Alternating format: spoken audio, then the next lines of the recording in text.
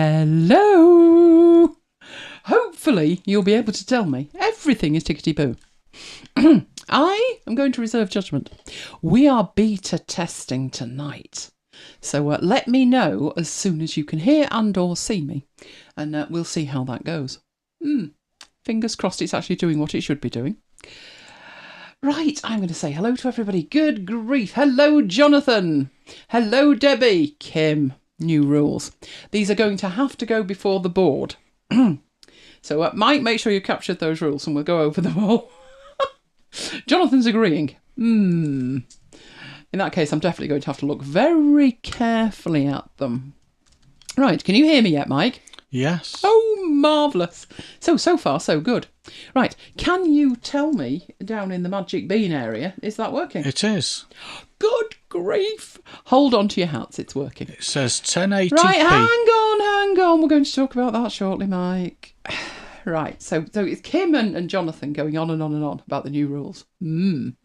Right. Hello, Neil. Hello, Neil. I don't want to miss anybody, you see. I've got to be very careful here. People sneak in and I miss them, and I don't want to miss them. Right, there's a rare old chat going on here. CQ, Deb, CQ. I think we're reaching a full complement of Debs here. Kim has just asked Pete Williamson the question I was just about to ask Pete. How's Annie? Is your wife's name Annie?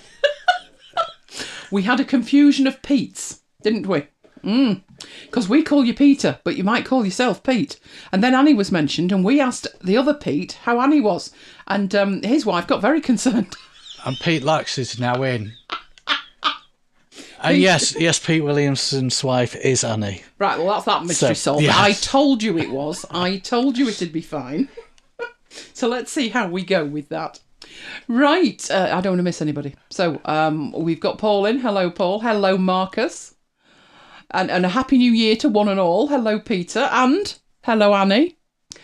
And who else have we got? Have I missed anybody? I don't see Graham. And I wanted to wish Graham a new year, as he'd had such a lousy start to Christmas. But if you can hear us, Graham, or I've just missed you, I hope things are improving. Let's see if they are. Fingers crossed. Fingers crossed. Right, okay. Let's get into the slides so I can explain what on earth's going on. If I knew what was going on, we'd be doing well. I know we're on holiday, and I know because of that we should be all organised. But, let's be honest, not. So we'll just have to see how that goes on. But I'm going to make sure this time that you get to see the right thing, because last time that didn't happen. But I'm confident this time it will. So hello and welcome officially. It's New Year's Day, and it's 2021. It doesn't feel much different, but, suspend your disbelief and fingers crossed it'll be a much better year than last year. Although, to be honest, I fear I did not enjoy last year. I was blessed not to be involved with losing anybody very close or suffering myself. Still locked in the house, still quite happy to be so. So same as far as I'm concerned. But everybody else seems to be looking forward to 2021 so they can get out somewhere. Where would you go if you could go anywhere, Mike? Don't know. See, he's not that bothered. He's like me. But we're used to it now. Doesn't matter. Anyway, let's see what we have got tonight.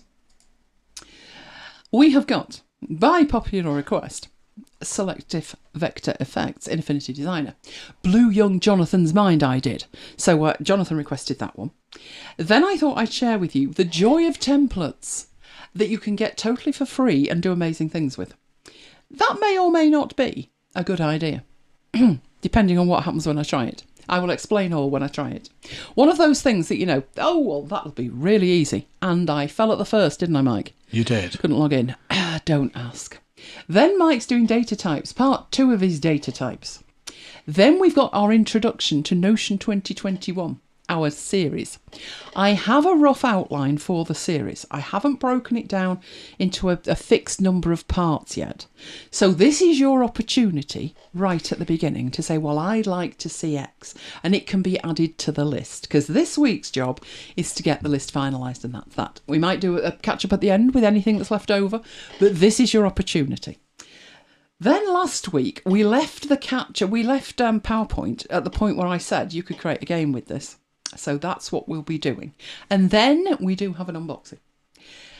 See, presupposing that the cameras hold out. But good news so far, they're there at the minute. That doesn't mean they won't disappear before then, but they're there at the minute. So, you have seen this slide many, many times, and it's true. We always have broadcast in HD. But you know, like when Apple redefined what flat meant with an iPad, a variance of something or other. Well, YouTube redefined what high definition meant. And they took away the option for 720 HD in terms of getting the little banner that says this is HD. It's still HD, but YouTube don't recognise it. So, the only alternative is to go to 1080p, which is a grand idea. But when you try doing it, you realise not as grand as you would think. It's very difficult because I have to offset my screen size with what you're seeing. I can very easily go to HD on my Mac, but you would need a magnifying glass to see it. So if you imagine an iMac at full resolution, of course I can broadcast that at 1080p.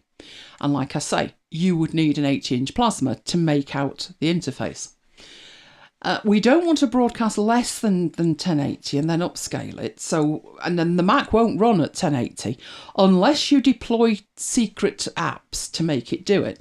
But when you do, everything's blurry. So it's not as easy as it would sound, but if you check the cog in the lower right-hand corner, you should be seeing 1080p available right now. So turn it on, we'll try it. If this crashes and burns, blame Jonathan. It was his idea. But we thought we'd try it with this one because we're about to create not a quarter of the year of shows. We're about to create a third. So we're going to create shows up to the end of April.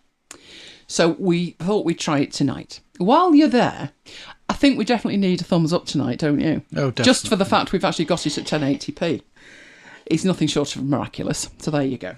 Right. We always do the week at MacBites headquarters. But we need to go back in time more than a week. The last show was Christmas Eve, which was last Thursday. And that's where we're heading back to.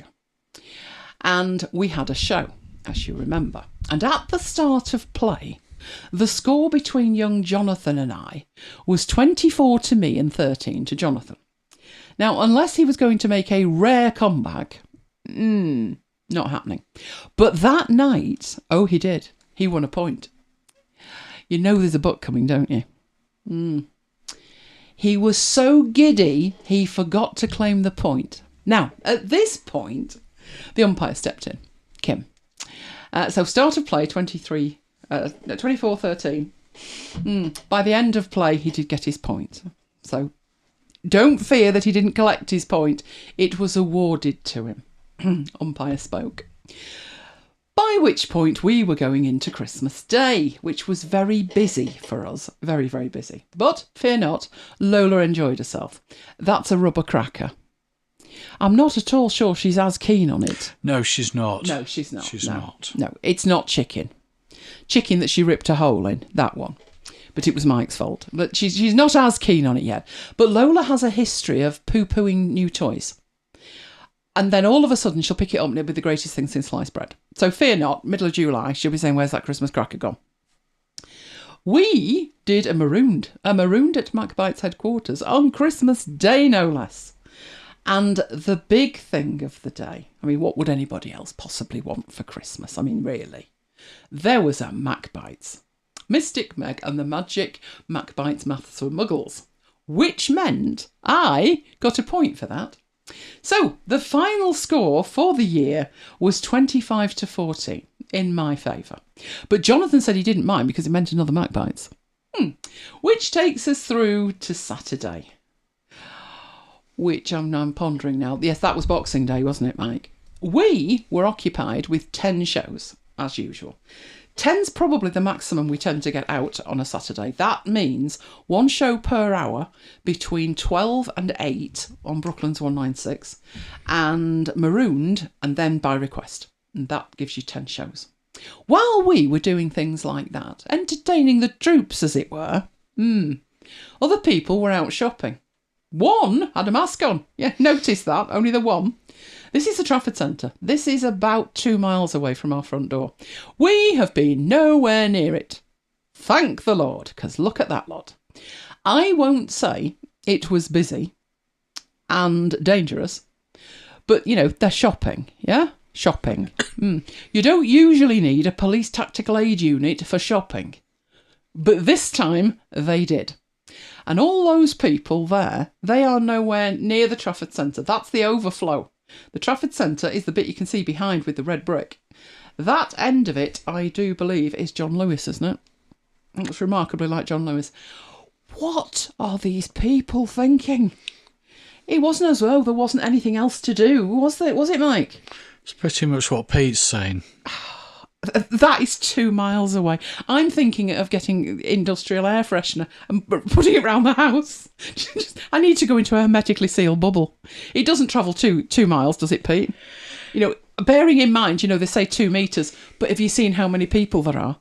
That must have been like an entire bubble of infection wandering around. Hopefully it won't lift from there and come over here. But I would say what they want, but then YouTube would probably shut me down. So that was them on Boxing Day. But they could have been at home watching the football, like Mike. Pete says they may get a cheap coffin in the sale. Yeah, that might work really well. It started quite well for you, didn't it? Rashford scored first, yeah. and then they equalised. And then United went ahead. So he was very happy at that point. Until Leicester got one back as an own goal, apparently. So was it Christmas as usual? I can't remember. Yeah, that's what it says. So United always play diabolical at Christmas, and if you think that's bad, you should see them at New Year. Do you remember the 4-0 on New Year's Day? 4-1. 4-1, was it? Yeah, it was bad. It was bad news. But well, that for Boxing Day, not bad, I would say. Then we were just about to do Marooned. So the match was actually on. We did Marooned. Then it got to 8 o'clock. And then we went straight into Brooklands by request, where we had a lovely theme. Friends and family. And it was great. We enjoyed that. Now, obviously at that point, it was Boxing Day. And we hadn't managed to have our Christmas dinner on Christmas Day because we were making a show. And then on Boxing Day, we were doing 10 shows. So guess what? We didn't get Christmas dinner then either. But on the Sunday, 27th, which would have been my grandmother's 112th birthday, we decided to have Christmas dinner and a celebration for her. So we finally got Christmas dinner. It wasn't turkey. We're not overly bothered about turkey. It was a lamb steak, and Mike surpassed himself, didn't you? It was gorgeous. So we enjoyed that. Lola rested later. Just curled up into a ball, and the foot was the only thing we could see. She was well away for hours. We, however, once we'd managed the main bit of Christmas dinner, because there was a starter as well, we headed off for dessert, and that is a gluten-free mince pie with a smidgen of cream on the top, which I can report back to you was absolutely fabulous. So much so, I wish we'd ordered some more. Because Deborah's birthday was the 27th. Oh, happy birthday! We figured, 27th, day after Boxing Day, what we could do with... Yes, because this is Sunday, isn't it? Normally this is Saturday. But it was Sunday, and we were expecting Tesco delivery. Lola, giddy, because she does like to see Wendy. But poor Lola was blue. Completely out of luck. However, her treats did arrive. She just likes to wag her tail at Wendy. It's a girl thing. Which took us into Monday. Couldn't believe Monday was the start of the last week of our holiday. Although we've decided to extend it, haven't we, because we're enjoying it so much. Yeah. It's not a laughable one, which is unusual in itself. So it started with us admiring the snow from our extension. With the fire on full blast, as you can see. Me reclined gently in the sofa there, looking out on the garden. With the snow, I think you can just about see the snow. With all the presents that some of which we haven't unwrapped yet, under the tree. There you go. So we had a fabulous day. Tuesday, it all kind of starts blurring into one for me as far as I'm concerned. But Mike, he's doing the football thing again because he enjoyed it so much on Boxing Day. He didn't really. He likes them to win. As you can see with that one, now, there's a story with this one. It was Wolves at home. Don't really have a great record with Wolves, do they? I don't know why. Like a bogey No, team. bogey team. I- Johnny loves the fire. Oh, good. There's a story behind that fire, isn't there? And Annie wants a mince pie. That's Pete's Annie. The mince pie was gorgeous. I know it was gluten-free, but it actually does taste as near as a mince pie as you will ever get. There's 2 more left if you want one. Oh, excellent. I shall partake of that later. The fire, there's a saga. Yes, we'd picked it, and then by the time the extension was built, because you know where you're going to put a fire until it's actually built, we went in to pick it up and they were out of stock and said, that's it, we're not going to have any more. So I said, well, I'm not buying anything else. So for, I think it was 14 months, we didn't have a fire. If I can't have the one I want, I'm not having a fire because I'm stubborn like that. And then we went in one day and it was the bank holiday sales. And we just happened to walk through the fire department, and not only did they have it in, it was on sale. So I said, just buy it. When we got it to the checkout, she said, oh no, that price, no, it's not on sale anymore. I, however, had taken a picture of the price ticket and came back with her and said, no, it's got that on it. Now, legally, she was quite right. You know, it's me to make an offer, not the other way around. It's all legalese. But I couldn't insist that they sold it to me for that price. But I started to look very upset and wave Twitter in her face. And we got it at the sale price. So yes, I have good memories of that. So I'm taking full credit for this victory. This Wolves at home thing. I'm taking full credit for the result. With 5 minutes injury time added, the score was 0-0. I decided to deploy the toilet trick. I said to Mike, are you doing the toilet trick? And he said no. He was sulking. It was always Wolves, and we never do any good against Wolves. So the toilet trick is leaving your post during the match for a bathroom break. It's doubly effective if you don't take a phone with you, so you can keep watching the match. So I took one for the team. I headed off. I returned. They score immediately within seconds. Result. So I'm taking full credit for that, aren't I? Okay. Never mind the players. No, that was me. Which took us to Wednesday. More snow on Wednesday. It was fabulous, and Lola was having a ball. Look at her little face. She enjoyed it. I think she was a little bit confused at first, wasn't she? But she decided the best thing to do was eat it. Eat an awful lot of it. She enjoyed that. Which took us through to yesterday, and we spent the entire day. His little mind was boggled. The entire day in Notion. Building things, some of which you'll see tonight. Which takes us to today. Now, I've not had the best of days trying to buy sale items. You know I love to read, and I also love audiobooks. I just wanted to buy 2 audiobooks on sale from Audible. Right, let's explain all this. One was £2.62 and the other was £1.59. What do you think to the summary? I had actually, this is the second page, so I'd already seen a page where it confirmed that the total was £4.21. And I thought, that's fine, I'll click on buy. And, you know, I did, I proceeded through.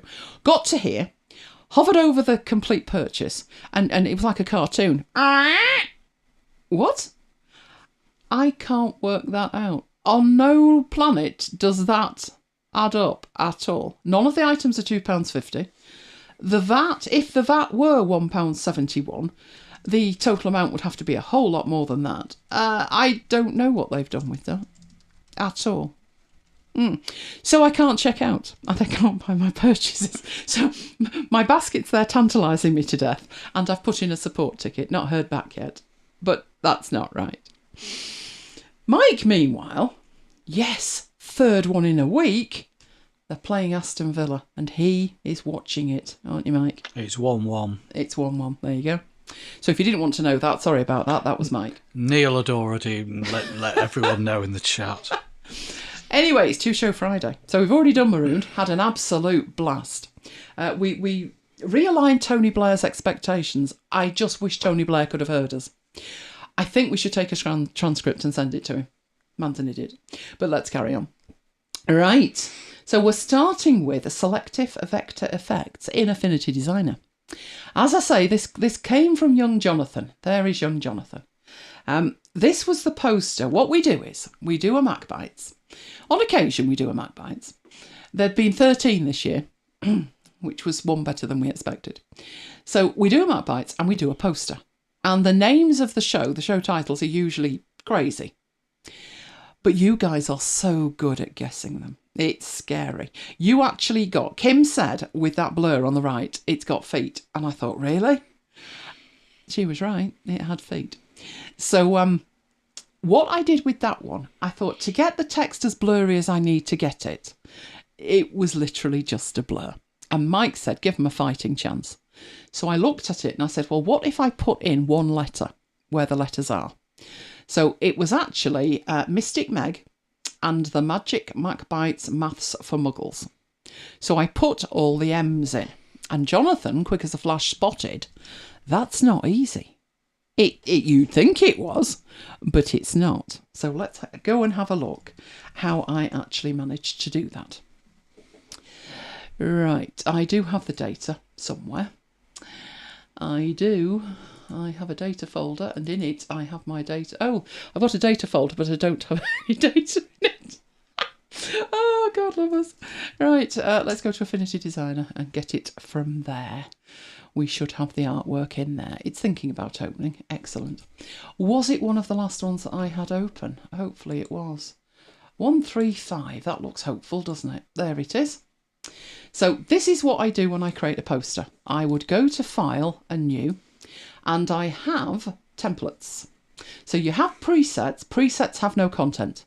Presets just give you sizes and colour formats and profiles and stuff. No content. Templates is where content is.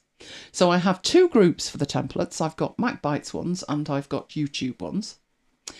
So my YouTube one is literally just one. My MacBites one is two. It's the MacBites show art and it's the After Hours show art. So I would click on there and I would get that. And that is there. I've shown you that before. It is literally to throw away. It's to give me a nice thumbnail. It's a dirty hack. So I just delete that. I can delete any objects because there's no objects on it. And that leaves me with this. And what I do with that is, these ones over here on the right hand side are for print. So I tend not to bother with those. It would be very rare that I needed to print one out.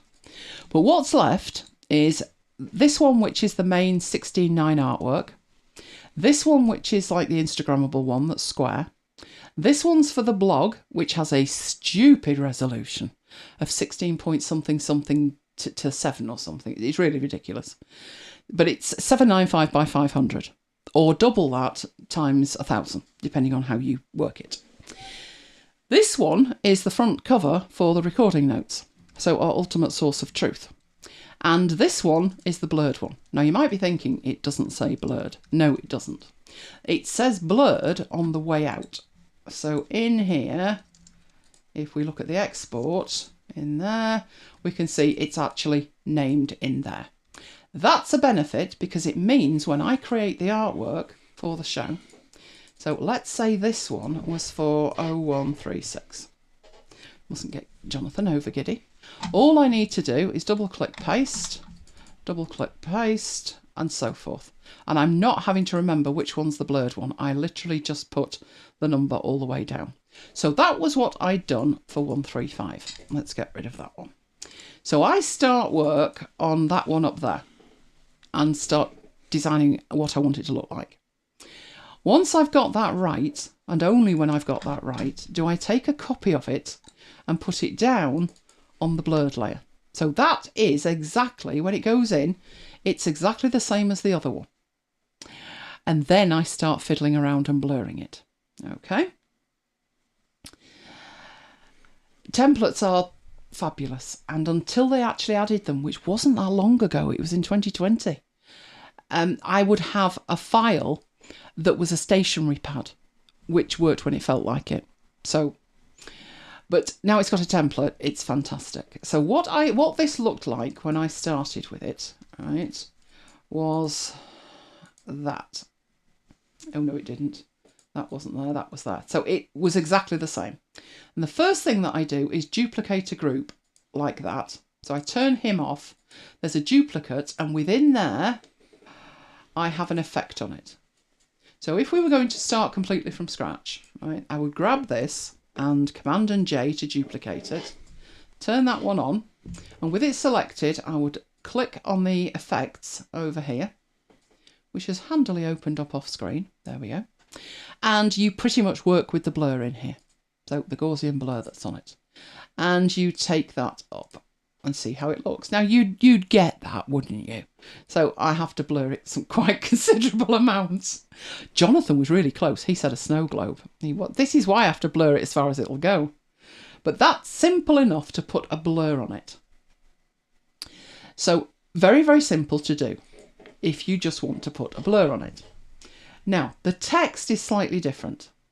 Right, for this one, more different than usual. Because the text I had put on looked like that. So although this text is vector, and if I click on it, it's still editable. How I've got the glow on that is on with an effect. So although it's vector, it's got a glow on it. And I do that in here with the effect. So if I double click on that, we can see it's an outer shadow. And I've set it to lighten. I've chosen a colour of like cerise pink. And then I've set the radius, the offset and the intensity. And I thought, that looks okay. That gives me what I want. I wanted that kind of mystic look to it. So a little bit glowy. But then the first thing I did when I got it down here was duplicate it. And once I duplicated it, what I was thinking of doing with it was blurring it. But when I duplicated it, I thought I much prefer that glow, the double glow. So I thought I will group the two together, which I did. And that gave me the glow that I was looking for. But obviously what we need to happen is that it is blurry. So I duplicated this. That's how come we ended up with that. Take that off. That's how we got the blur. That was what it looked like when Mike said, give them a fighting chance. Would you have got anything from that? So I had that. Now to show you that, right, all I did again was select the group which has got in it 2 copies of the editable text. And I duplicated it, which is Command and J. And then at the group level, I applied a blur to it. So down to the effects and up to the blur, apply the blur. And that's probably about right, isn't it? If I don't blur it enough, you can read it. You definitely get MacBites out of that and probably some of the other words as well. So up to the 30s there to blur it, something like that. Right, and then it's blurred. And that was the point when Mike said give him a fighting chance. And I thought, well, okay then, we'll unblur one letter. And at that point I thought, you can't do that because you apply the blur at the layer level, the elements within here. So all of the text is there, all of the text is there. I can't just grab one letter and have that unblurred. So I pondered. Right, not difficult to do. I will just show you, if I turn this on, there's the letters appearing. But how did we do that? So this is how I did it. All right, you're going to need 1 copy of the letters themselves. So if I take that and I duplicate that and take it out of that group, it will come back, it will spring back to life unblurred. Now, next thing to think about with this, I still can't do anything with that. Right, so I'm going to go in here and I'm trying to remember what I actually did with it. There are 2 options. One is, let's see if we can do that. Convert to curves was what I wanted. So what I'm doing at this stage is converting a block of text to be curves, which I will go in and do in a second. But just to show you at the moment, that text is editable. So if I wanted to go in here and actually edit it, then I could. Once I've converted it to curves, I'm not going to be able to. So if you're going to deploy this tactic, make sure that you're doing it on a copy of it. Now, obviously, I've got half a dozen copies of this text. But if I hadn't, then I would be making a copy of this and putting it somewhere for safekeeping. So I would Command and J. I would drag the text right down to the bottom of the document and actually put it behind there. I would even put that in a group. You can group one item within itself, and I would put in there editable in case I ever need it, but I can turn it off because I don't need to see this ever. Okay, so that would give you a safe copy. I already have a safe copy, but just in case you don't. So I've got my, which was the one I was working on, I do believe it was that one. No, that's not turned on. Come back here, must be that one. Right, so I'm going to work on this one. And what I need to do is to convert that to curves, which as we saw was available with a shortcut key or on layer, convert to curves. So if I go to layer, convert to curves is there. That used to be on the right click menu, I swear it did, and it's vanished. Right, so I've converted it to curves. It looks no different at all, does it? But inside here, what you then have is each individual letter is there as a curve. Now actually I think I've converted that a little bit too soon. So this one here that I've got has an effect on it, and I'm not going to need the outer shadow on that, so I would turn that off before I convert it to curves and then convert it to curves. And what you end up with is a group with each individual letter in there. Now on the basis that I may have decided I only need the M's, don't I? The rest can go. But on the basis that I might change my mind and give you an odd extra letter, what I actually did was grab the lot, all of those, and turn them off. And then go back in, and I've got the first one selected, Command, click the second one, and work through and find the M's. So there's another one, and another one, and another one. I think I've got them all. One more, I think. There we go. The muggles. So there's the last M. And turn those on. Right. Obviously, that's not the effect we're looking for at the moment, but let's fold up the curves. I can then turn back on the blurred text underneath it, and it looks like some of the letters are unblurred, which indeed they are, but that is how you do it. Oh, we're getting lots of positive comments here about the 1080p, aren't we? We are. I'm glad that's working because it was a nightmare. And young Jonathan said he's enjoying it too. Excellent. Right. Well, as long as it holds out for the night, then that's how we'll do it for the future. I wanted to test that tonight because I'm about to set up 4 months worth of shows, and I do not want to go back in and change 14 shows. No. So I thought we'd test it tonight, see how we go, and fingers crossed for the rest of them. Ooh. Oh, Tracy, I've just seen that one from Tracy. She's still watching for Affinity Publisher book because it's been sat in France from the 24th. That is not good. I was surprised when mine turned up. I didn't get the notification it was even being posted till the day before it arrived. I actually think their distribution for those is absolutely shocking, and it always has been. I understand it's a big distribution thing and they're relying on Amazon, but you know, Amazon have let them down every time, so I don't know why they don't find another one. Jonathan likes that. Very clever. Well, you see, young Jonathan. Now, but what I could have done with that was, you know, if it was like, oh, that's too hard, I could very quickly, because of the way that I'd done it with these up here, I could have said, well, do you know, okay, I'll give you the eyes as well. So I could have then put an eye in it and another eye. So you could turn it back on. You could have it as like a reveal. We could do this, Mike. During a marooned, we could throw odd letters in. Oh, yeah. I don't think that would have done you any. Would you have got it from that? I don't think so. I don't think so. But that's how I do it. So it's all the same every time I do it. I'm just going to zoom into that particular poster. I create the poster first at that size, and the next thing I do is duplicate it down to that one and then blur whatever needs blurring. Sometimes I haven't blurred anything other than the words. So I think there was one with a cat on and I didn't blur the cat, but I think that might have gave it away. But there you go. That is how you do it.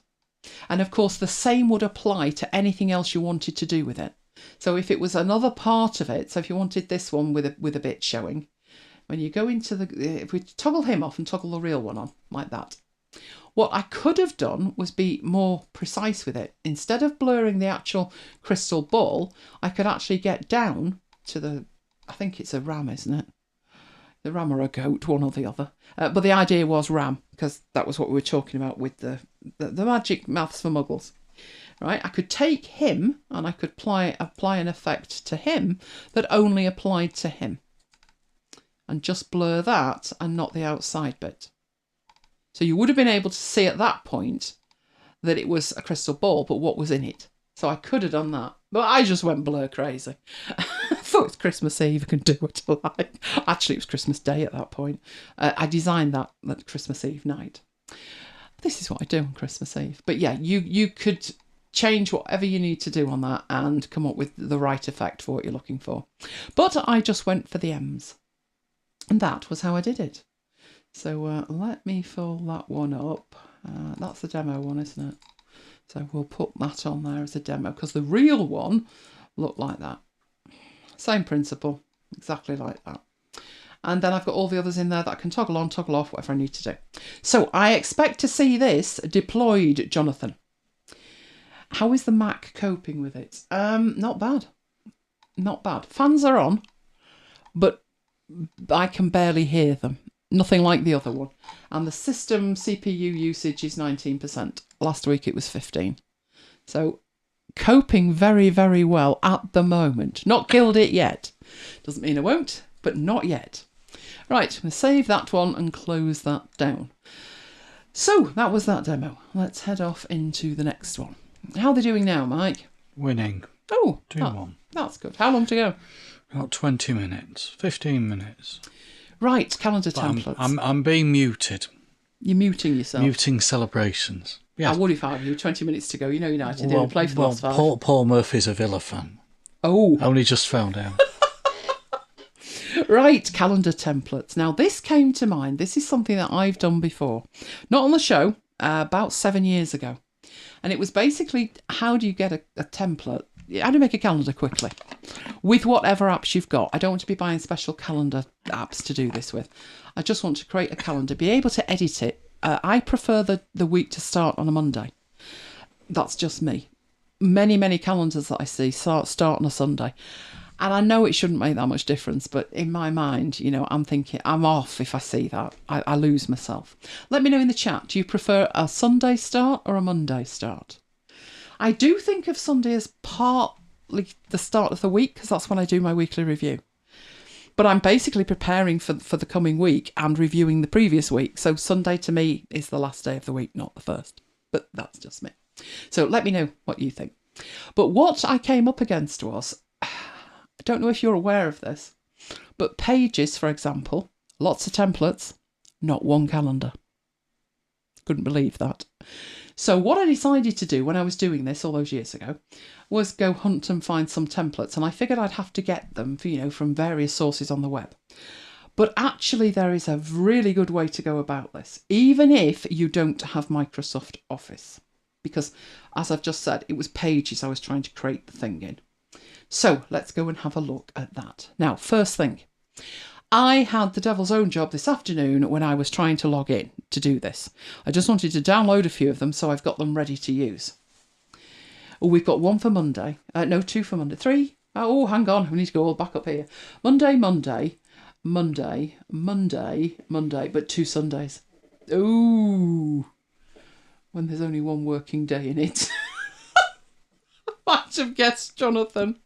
It looks like mainly Monday, but a few Sundays. I guess it depends on what you've done traditionally. But for me, it was always Monday. Right, so my first problem was, when I went to where I needed to go, which I'm going to do in this browser, when I went to it, it didn't end well. It wouldn't log me in.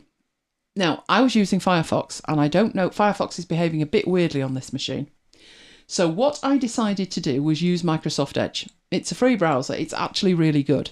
It's based on Chrome. I absolutely adore it because one thing it will let me do is if I go to a site like Rome Research, which is for notes, I can make an Edge app for it. So I can actually have Rome in a page of its own, not even a page of its own, in an app of its own called Rome Research that I can run by using Alfred and putting in Rome Research. It's an app, even though it's not an app, it's a website. So don't diss Edge before you've tried it. It's actually pretty good. So I thought, right, I'll use Edge. That way I'm likely to find it. So what I would suggest you do, even if you're not logged in, but I've logged in since because that caused grief. If you search for Office templates, you could put Microsoft, but you will get in here and somewhere near the top, not this one because it's an ad, but you will find templates.office.com. And this is a huge repository of templates. Now, they fall into two categories. Numbers. Yes, there are calendar templates in Numbers, but I wanted them in Pages. So why aren't they in Pages? So on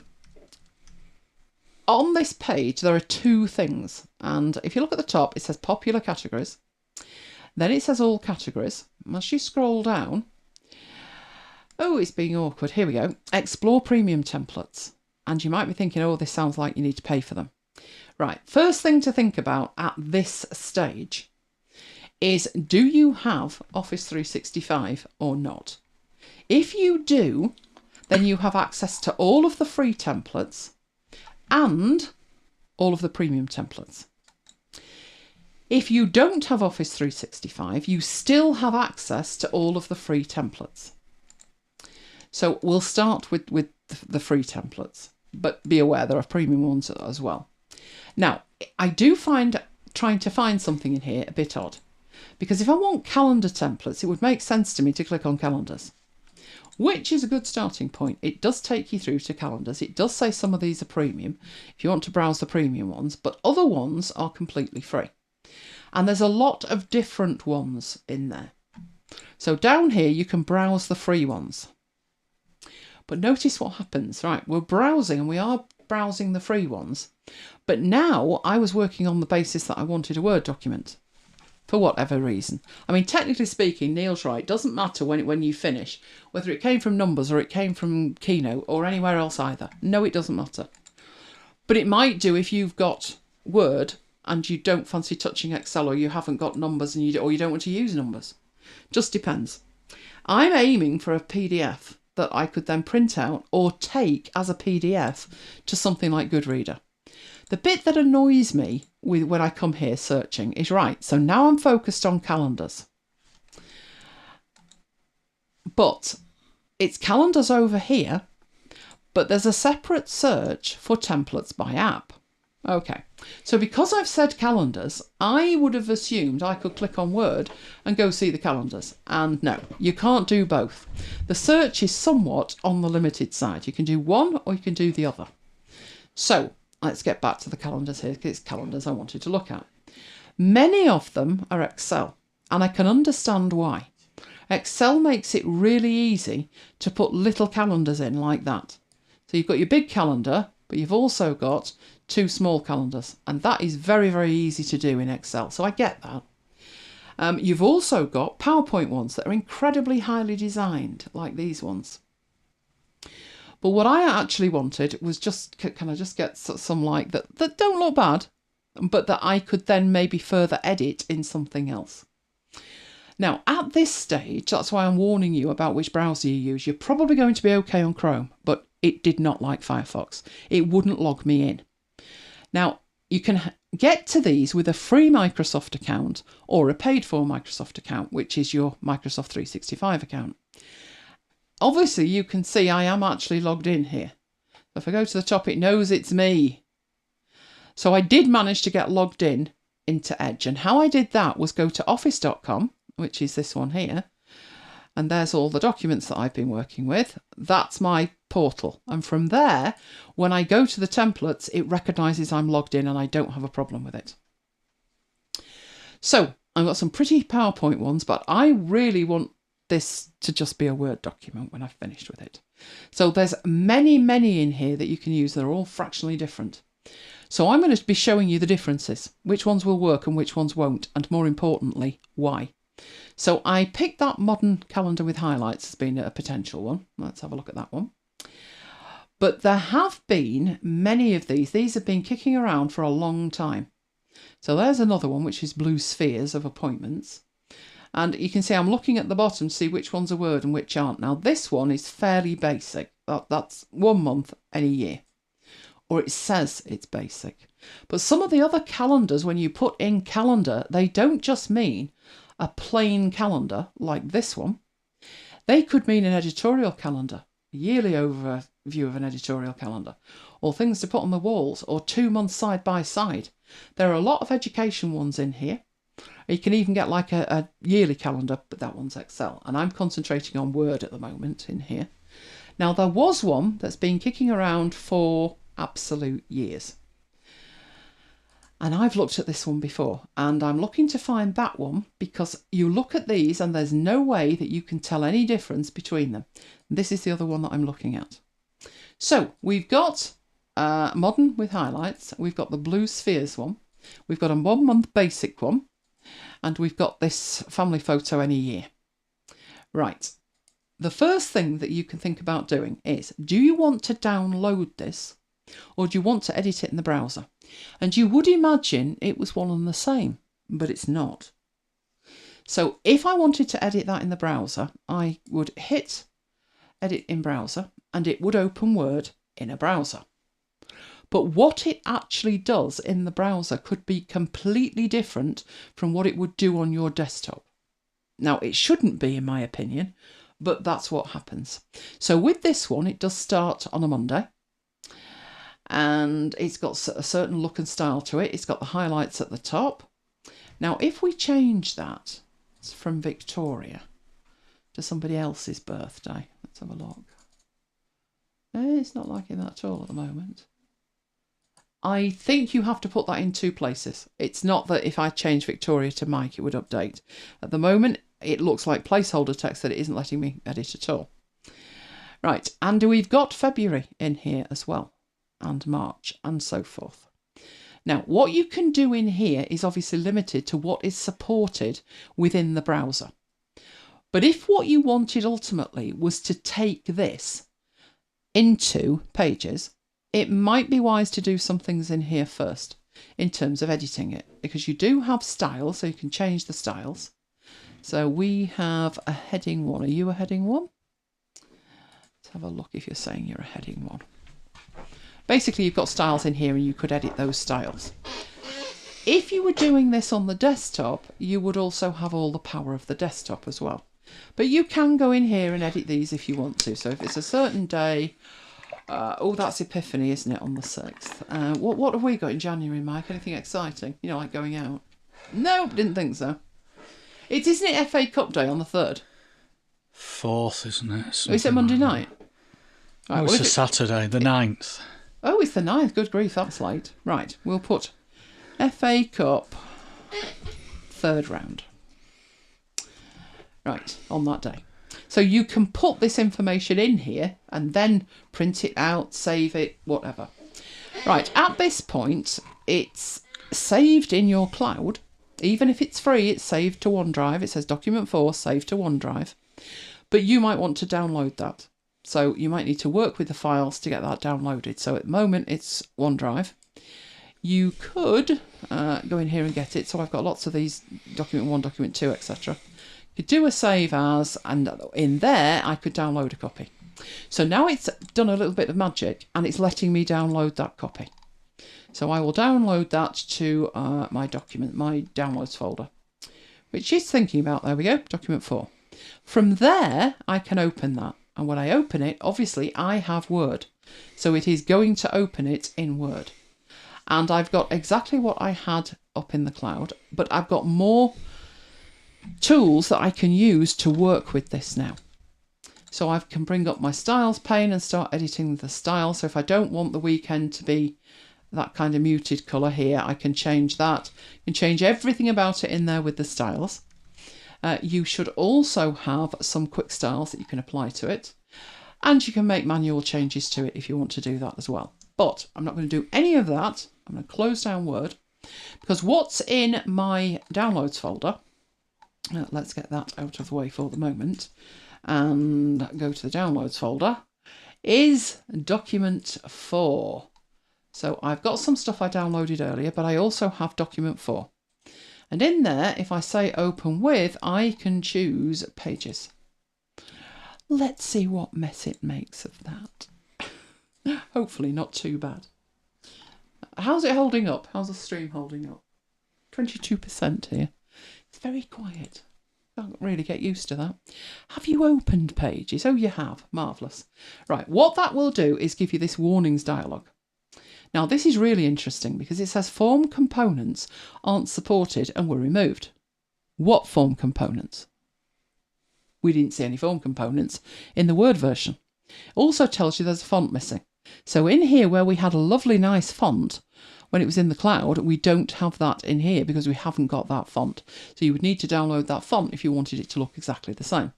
But if the object of the exercise was to find a calendar template to be used in Pages, job done. You've found one, downloaded it, it's got almost fidelity to it.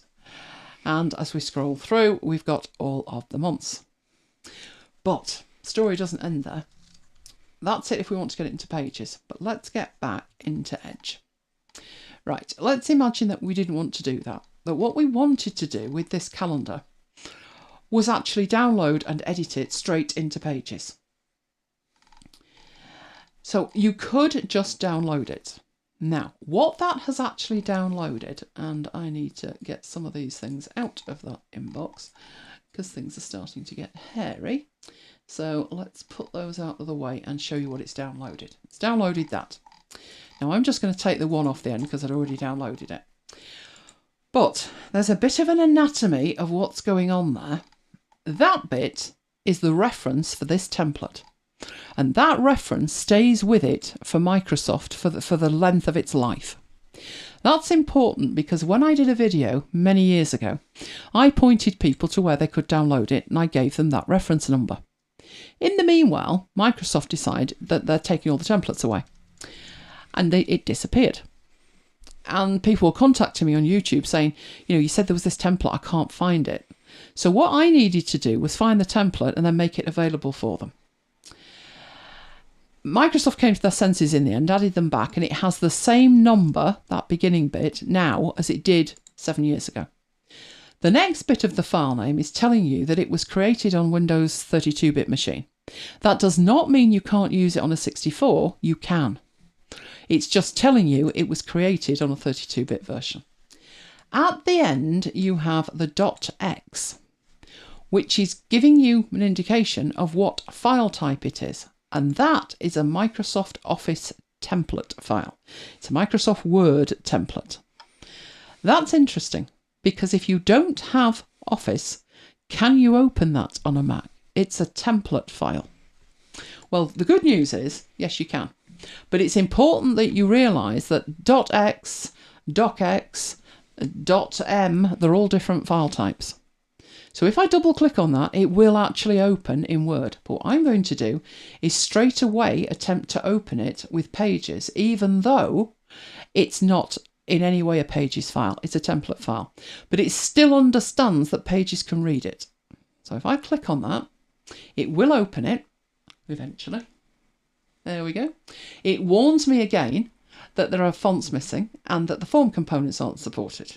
Not a problem. So this is exactly the same file that we edited in the cloud and then we downloaded and we opened it up in Pages.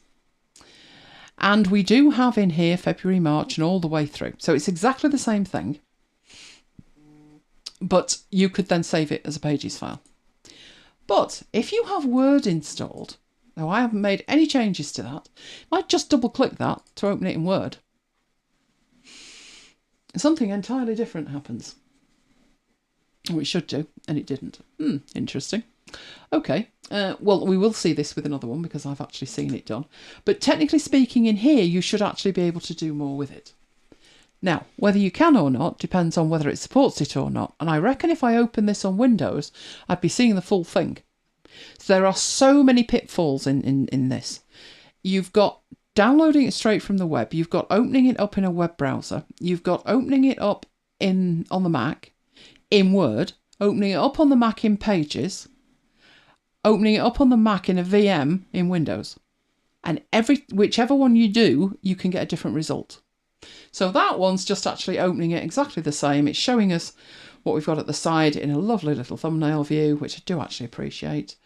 But it's exactly the same. But you'll note in here, or you should note in here one thing. Shall we see if Jonathan's awake and paying attention? What is it with that view that we have in Word that we did not have in Pages? Which it shouldn't be. We should not be seeing what we're seeing if the message that Pages was giving us was correct.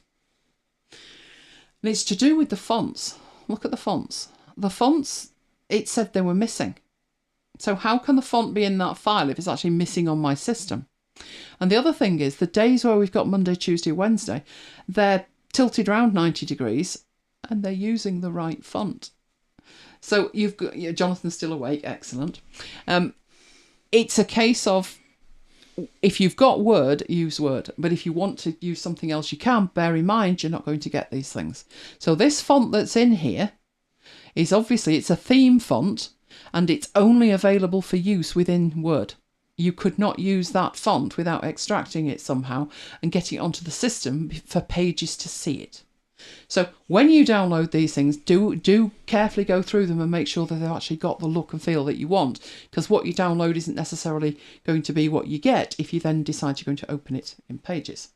But that's the first one, and that one was okay, wasn't it? So I'm going to not save that one, just leave that there. It was okay. It was similar.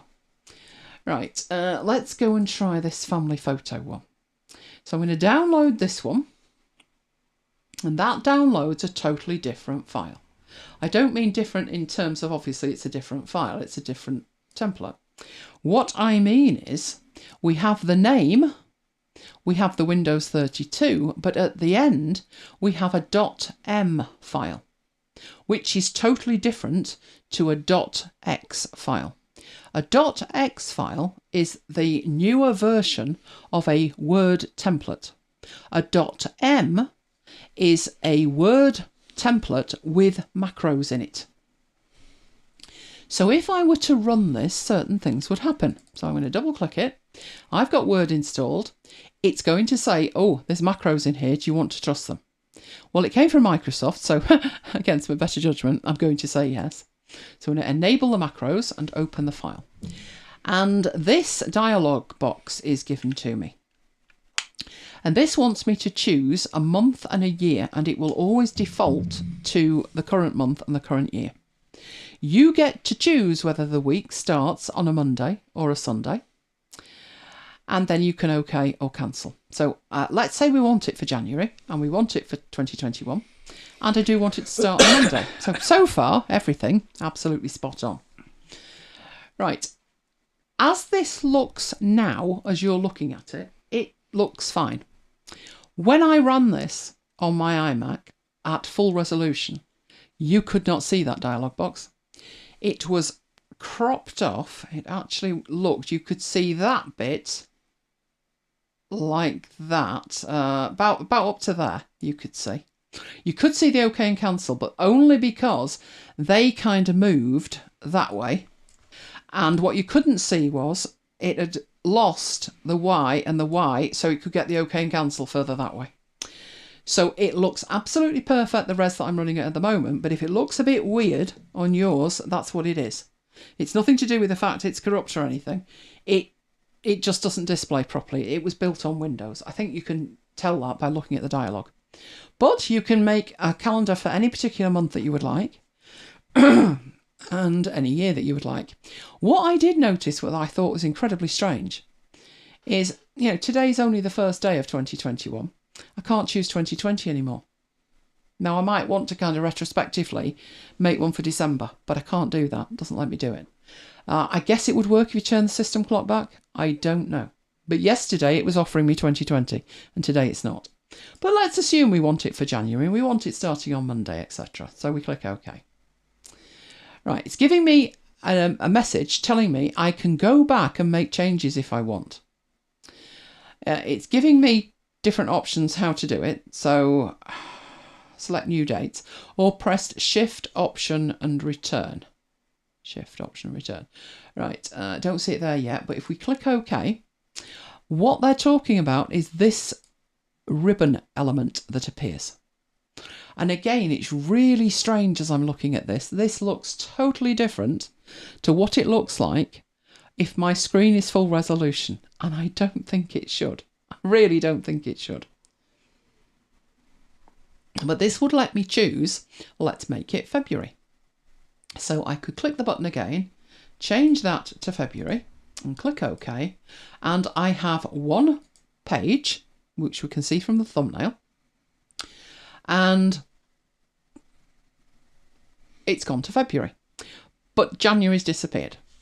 So that's something to contemplate if you're trying to create 12 of these. This particular one, it has macros in it to help you, and that means it's completely customizable. But what it doesn't have is a way to make the whole thing. You know, I want 12. That's going to be a long-winded job. But what have we got in here? Well, let's say, you've got a few tips. First of all, it says to replace tip text with your own, click and type. So that would enable me to put something in. On the 8th, I've no idea what we're doing on the 8th. Not February, I'm not. So what I'm going to do is I'm going to change that back to January for a particular reason. So it's whipped it back to January. Right. I'm not returning to work until the 11th. Return to work. That's because I don't have to. Right. You weren't, but now you're not. So let's get rid of that. But Friday, we have a MacBites after hours. Now I don't want that to break like that, so I'm going to use the Shift and Enter, and we've got a MacBites after hours. And then I can copy that and paste it in for all the days that we're going to have a MacBites after hours, which is awesome.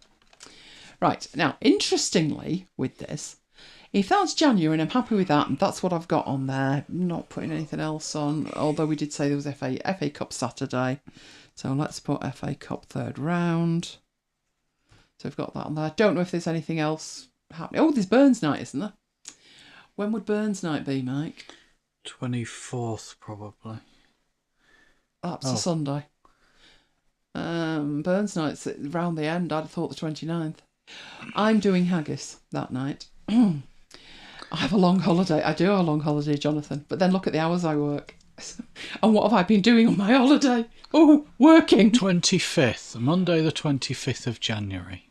Monday the 25th. That's an odd one for it, isn't it? Anyway, that's the night we're having haggis. So Burns Night. Right, so I've put those on there. Right, what you would need to do at that point, this is document 1. If you want to keep January, then you're going to need to save it. So if we do a save and we put in, shall we stick it in Dropbox? We should put it in the right place.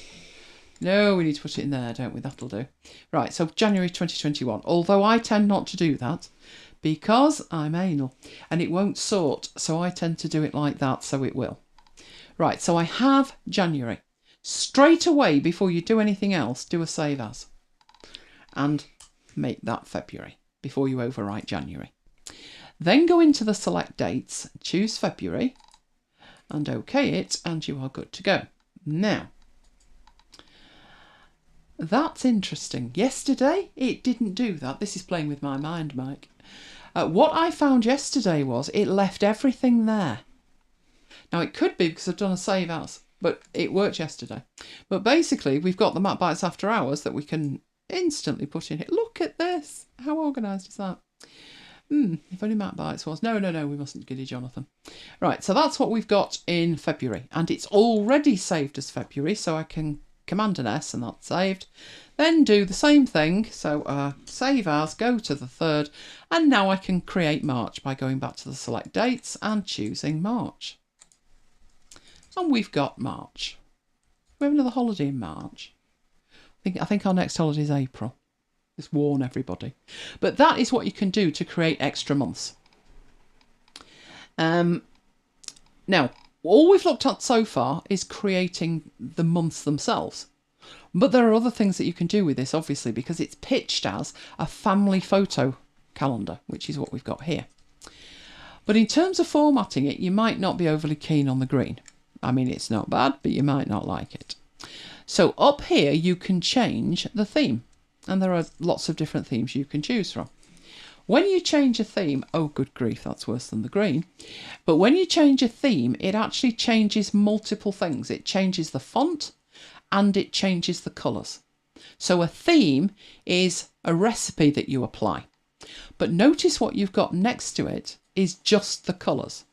So you could keep the fonts but change the colours to the office theme if you wanted, although that doesn't seem to be. Is that working? Let's choose something really radical, like a dark one. Yes, that is working.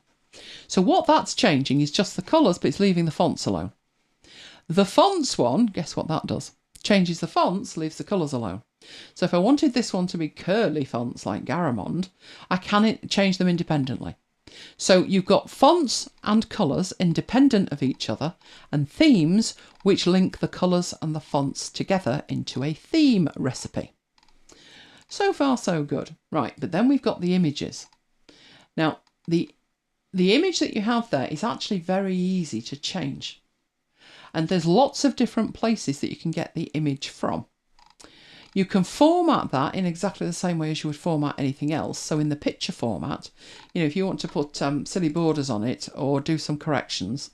So if you think that would look better if it was lighter, you can apply a lightness to it. You can even apply artistic effects. So if you want it to look, oh, some of those are absolutely ludicrous. I have no idea what that is. But, you know, if you wanted it to look like that, you can. Some of these are very useful. Tonight, for instance, if we go back to the artistic effects and make that normal. Tonight, when I put the picture of Lola in, it was a bit dark. So I went into here and I looked at what I'd got in terms of how saturated it was, what the colour tone was, and did I want it a little bit lighter, and I was able to do that. If you want that to kind of merge in with your calendar, then you can use those options. I find those very good. I wish Apple's Pages Numbers Keynote could do all of that. What's Burns Night? Oh, Burns Night is a night they celebrate in Scotland. It's Robbie Burns, the poet, and it's a big thing in Scotland. We first went to our first Burns Night about 3 or 4 years ago, and it was the first time I'd had haggis, and it's a wonderful, wonderful night. You have, was it a beef starter we had? No, it was the haggis for the starter, wasn't it? We had a haggis starter, and then we had a beef meal, and the dessert was a Scottish dessert, the name of which escapes me. There's whiskey is liberally sprayed around, isn't it? But I don't drink. But they read out the poems, and it's a whole event. So have a look if you can find a video about it on YouTube. It's really worth doing. Obviously, this year we're not going to be able to get out. We did do Burns Night last year, and the year before, and the year before that. But this year we're not going to be able to get out, so we'll do a Burns Night here. So very, very Scottish is the answer to that. We need a saltire from somewhere, Mike. At least it's an easy flag to make, isn't it? Unlike a Union Jack, which is nigh on impossible to make. Right, so detoxing after Hogmanay. That's a good way of explaining it, yeah. Because the haggis would soak up anything, trust me. But the haggis was really nice. They do the piping of the haggis. So basically it's cooked, and then they bring it in on a tray, and the piper is in front of it, and they're playing as the haggis is walked around the room. It's called piping the haggis in. It's a great experience, it really is. Didn't we walk in last year in the middle of the piping of the haggis? Wasn't there a game on or something? There was a reason we were on the death. Yeah, no, the game was the year before. Why were we on the death last year? Apart from the fact it's Macclesfield, and it's not a good place to travel to. No idea. We'll do a bit on that. There you go. Deep fried Mars bars. Can honestly say there wasn't a deep fried Mars bar, but we'll give you the pictures of what we do. We might even do some video. It was where we had that wonderful greeting. Yes, I know. But based on the year before. I know, but I'm wondering why we were on the death. Because it was Macclesfield. Probably. I don't know why we're on the death, but we were. Usually they sit around for an hour and a half yakking, but you know, I can have a bit much of that because I'm not drinking, and by the time we get in, they're all paralytic. So let's leave it alone. Right, so let's get back to this. So those are the kind of changes that you can make with it. However, are things the same if we open that up in Pages? Now, for a start, it isn't going to understand this calendar thing, the ribbon, that it's built in here. The other thing it's not going to understand is this. So when we got those error messages and it said no forms, can't find a form, this is what it's talking about, this thing. Right, so it wouldn't be able to find that because this is coming from VBA. which is Visual Basic for Applications, which is the programming language used inside Word, Excel and PowerPoint, as you know from Mike's many demonstrations of VBA in Excel. So it's generated this form, but Pages is not going to understand that. But before we depart from here, look at what we have done in here. We've created January and February and March. We've changed the colours. We put some stuff in here. You know, we're good to go.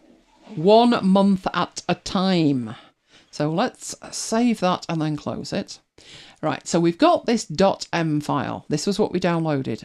A Word template with macros included is what a .m means. Right, but if I go to open with, it does still recognise that it can open in Pages. So I will open it in Pages.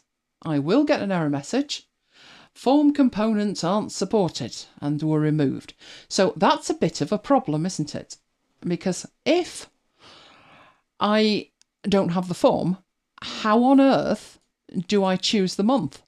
Because you've seen what I need to do with it is go through it and say this is January, this is February, this is March. Well, I wouldn't be able to do that because it doesn't understand the form. That's a problem. But it has picked this current month, so it's not doing too bad so far. At least it's got January right. Now, we don't automatically on here have a view that we can see all the thumbnails. If there were any thumbnails, is how many pages are there? We don't know yet. But I can turn that view on from up here. So I could view page thumbnails. And I've only got one thumbnail. Which means I basically have to wait till February to get the second one. It's ridiculous, isn't it? So this is why I'm showing you all the different nuances of this depending on what software you've got and whether you download it or not. Now, if we'd use that in the browser, which we didn't, what would happen in the browser? Because it's great if what I want is for January, but if I want February, that's not so good. If you've got a Windows friend who could use that would probably be lovely, wouldn't it? But back here, this is one we've got. Let's edit in the browser and see what we get in here. Oh, it's exciting to see what we'll get, isn't it? How well will it work in a browser? Well, it's picked January. And if we scroll down, you've got February and March and April. So, lesson to be learnt with this is, if you download it and open it in Pages, you will only get the current month. But if you do what we did before, open it in the browser, and do a save as, download a copy, you will then get a full 12-month calendar, completely free of charge. Right, so there's our file. It's now a docx. Obviously that will open in Word if I go there. But if I come up to here and I open with and I choose Pages, I will still get the warning because the form is in it. But also in here, I've got all of the months. So don't poo-poo the idea of opening these templates in the browser because you can use that totally for free. And then what you download is the full calendar, which you wouldn't have no other way of getting. In fact, it's actually better to open it in the browser even if you've got Word, because Word will only let you work with this file one page at a time. But in the browser, because the VBA doesn't work in the browser, they automatically generate you an entire calendar, which is way, way easier. That means in here you can then go through and start editing it. Now, in terms of editing it, it's put it in a table up here and we've got the image and you can change the image. But if you've got Word or PowerPoint, because PowerPoint works in exactly the same way, so I'm going to open this in Word, there are some really nice features that enable you to work with this. Let's say, like me, I have no family, so I've got no family pictures to put in there. But I can right-click on this and choose to change the picture. And then I can choose either a photo of mine that's in a file, or I can choose stock images, completely free from Microsoft. I can search online for photos, again, free, but be careful of the copyright. You could choose icons, or if you have an image on the clipboard, you could choose the image from the clipboard. So I'm thinking stock images is a good place to start because I don't have any photos. Right. So this is what you get from Microsoft. Now, we are talking now, I do have an Office 365 subscription, which is now called a Microsoft 365 subscription. But all of these are completely free to use for me. Stephen says, thanks, Elaine. This sort of information makes your show stand out worthy. Thank you. I'm glad it's useful for you. Right, so I can either start typing in, or I can choose from a group, or I can just start scrolling and maybe just take inspiration from what's there. The wild horses look good, right? But just so you know what you're actually looking at here, it says stock images at the top. So it's a dialog box within Word that is the stock images dialog box. And this is also available in PowerPoint. Now, obviously, many of you will know, about 5 weeks ago, I left Keynote and switched to PowerPoint. And these have been fantastic. Before, I knew they were there, but I was thinking to myself, oh, I'm not going to use that. It's not, I use Keynote. It's not a problem they're not there. I can go out to Pixabay or I can get it from somewhere else. Not an issue. It's such a time saver. There aren't as many as you would get in Pixabay or Envato Elements or Stock Unlimited, but the ones that are there are really high quality. And the first week I put my presentation together in PowerPoint, it was like, I have no idea what I'm doing here, so I'm just going to go and get a stock image and hope it works. And it was a lifesaver. But although it says stock images, all the other options you had, like icons, cut out people, stickers, illustrations, they are all available in this dialog box. So first of all, I quite like that horses one, didn't I? That was nice for January. So I put a tick in it, but I don't have to insert it at this point. What I could do is go and choose another one and think, well, maybe I want to use that one. And we were talking the other day about a friend of ours who's going to play golf. Yes, we have 6 inches of snow and he's going to play golf. Paul in Ohio assured us you can get coloured golf balls, which is obviously what he's doing. But I could choose that one because he's playing golf, or anything else like that. Or we could use that for Pete, couldn't we? Stethoscope, that's what we need. But you can also choose icons, which are, as the name implies, icons, but they're quite snazzy if you compare them to what's available in Keynote, which is pretty rudimentary. If you just wanted this landscape or a tape measure or anything else, you've got a lot in there. Like a banana skin. For my passwords, Mike. Oh, yeah. So you've got all of these icons that you can use as well, and you can use these anywhere within Word, Excel, PowerPoint. They're all the same. You've also got cut out people, which might sound a bit weird. And some of these are indeed a bit weird. But what you can use these for is when you're looking for something, and whenever you find them in the stock sites, they've always got like a garish background and you just want a person pointing at something. That's what these are for. So maybe we want to put somebody with a message. So these can actually be quite useful. I will do a demo, might make a note, follow up. I'll do a demo where I show you the cutout people and just how useful they can be. But we're not finished there. We've got stickers as well. I am not sure when anybody would use a purple person with very big hair. I don't know. But I guess if you're looking for a purple person with very big hair, you're in luck. There's also dogs and all kinds of stuff. So basically emojis, but writ large, and quite a few of them. And these are, again, all provided free of charge. I'm going to get lost in the pandas now. You've been warned. I'll be lost in the pandas. And then the last thing you've got is illustrations, which is more like vector artwork. Now, just to have these available is fabulous. I mean, this one here, I could put that in the middle of a slide and I'm done. That's it. Do they have the PC guy? I'm not sure. I wouldn't think so, but you never know. I mean, he's an actor and he's paid, isn't he? So I don't know. You never know. But some of these are I would definitely use these, definitely. Because while these are illustrations, vectors, you can recolour them if you want. So all of this is included. And this is where I feel Apple has fallen behind. We don't have this level of content. They kind of just give you the framework and say, get on with it. But this is fantastic because it's just so quick to do stuff. But let's get back to the images. So I'd picked one and I'd put a tick in it. It was the horses here. But I could do a search as well. So if I'm looking for dogs, although that's a fox and so is that. They must think foxes are dogs. But that one's quite nice. And once you've clicked that, it says, right, you've clicked that. Would you be interested in these? So particularly like that one. Service dog. Fabulous. So I've got some items that I've clicked. So I'm going to pick this one and insert him. And it inserts it inside the space. Now you can go in there and start fiddling around with it and formatting it. So you could change the colours and do all kinds of things with it. But it's that fast to do that. Now the other way of doing it is if you've got something from somewhere else. So let's say that we have gone to... Should we do Pixabay? Because Pixabay is free and they've got Samoids. Let's move that over here. Pixabay have Samoids. So let's look for a Samoid. Oh, that's not a Samoid. These are Samoids. That one looks like my boy. Oh, he looked like that. In fact, that's his great uncle Lucas, isn't it? The day we met him for the first time, there was this old boy sat there just like that, and Maya grew up to be just like him. But I think we're going to need a puppy, aren't we?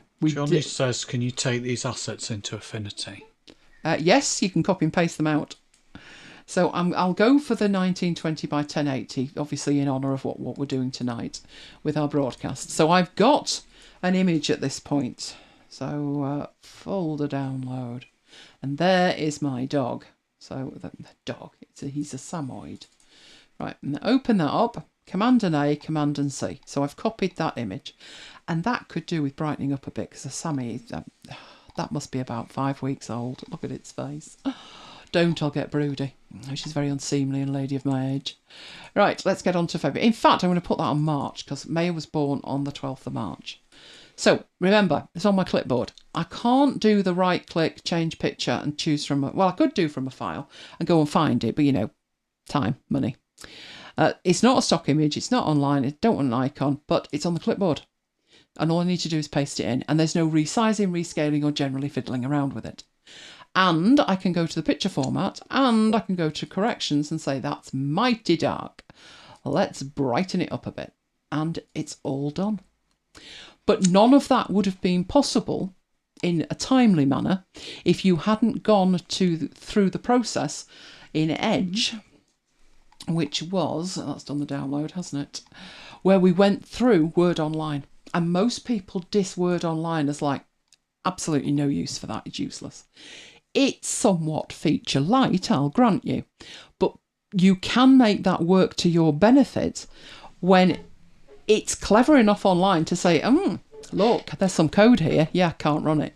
Well, never mind. All we're asking them to do is to pick a month. Let's just give them all 12. Problem solved. Which it doesn't do in anything else, including the desktop version, which is ridiculous. It's ridiculous it doesn't do that in the desktop version. But it will do in online. So don't diss the online part of this, because that can make your life a whole lot easier at this end. And also at this end, at this point, what we have, what we don't have that we had before, so we've lost something in this now. It said there's code and it won't run. That's because it's a form and I can't run the form. So we don't have the ribbon. We don't have the ribbon where we can format that.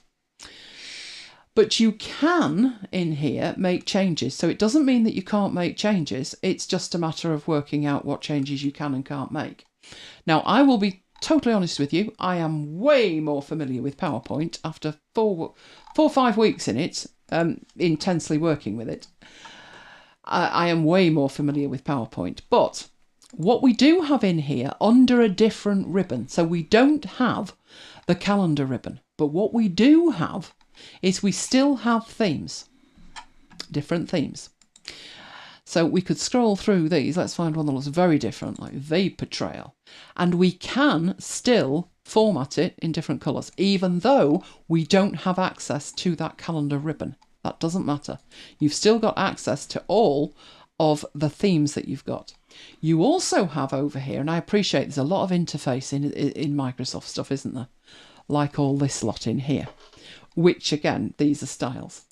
But we also have access to the same colour options.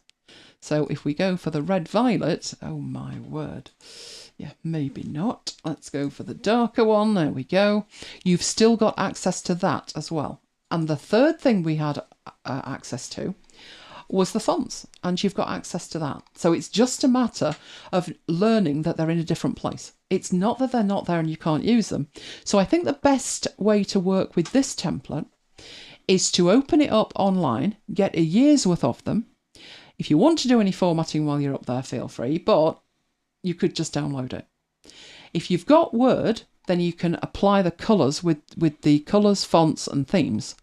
If you've got Pages, then it's probably going to be a bit more of a manual job, as will be changing these images, because you do not have the option like you do in here to just say change and choose from a stock one.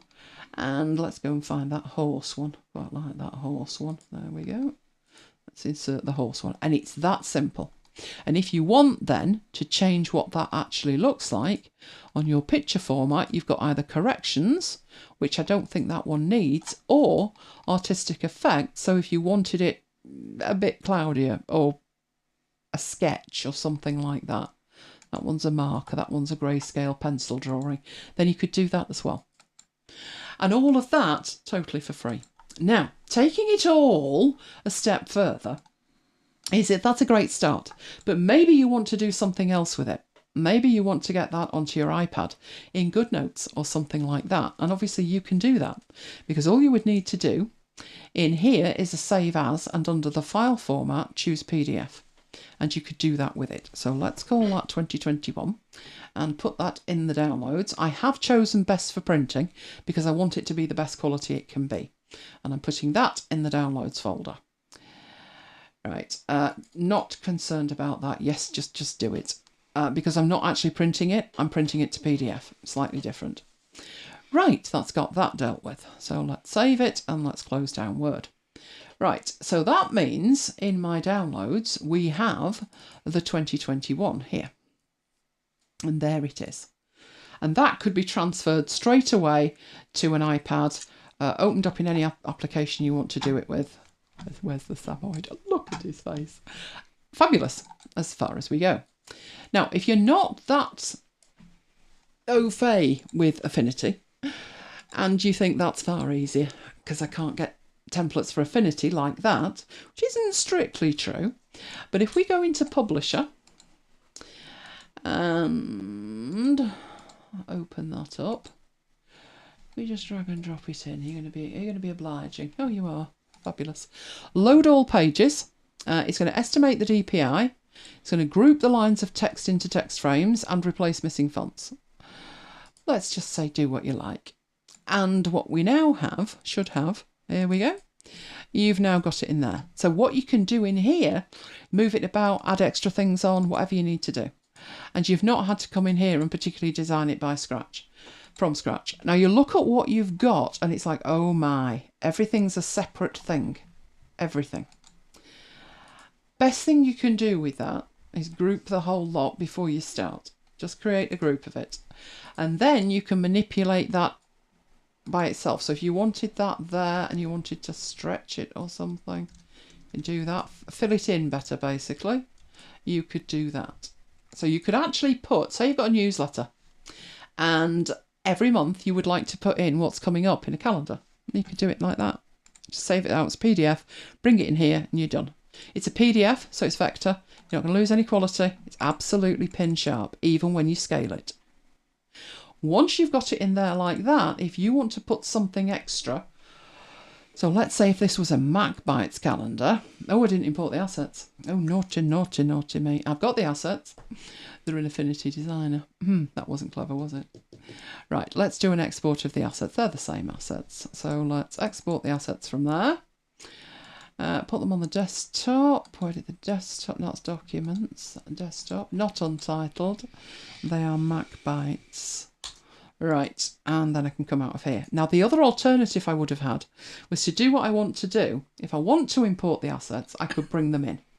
And that would be as simple as bringing them in. Before I bring them in, though, if you've got all these applications, if you've got Publisher, and you've got Designer, and you've got Photo, you can just switch between them.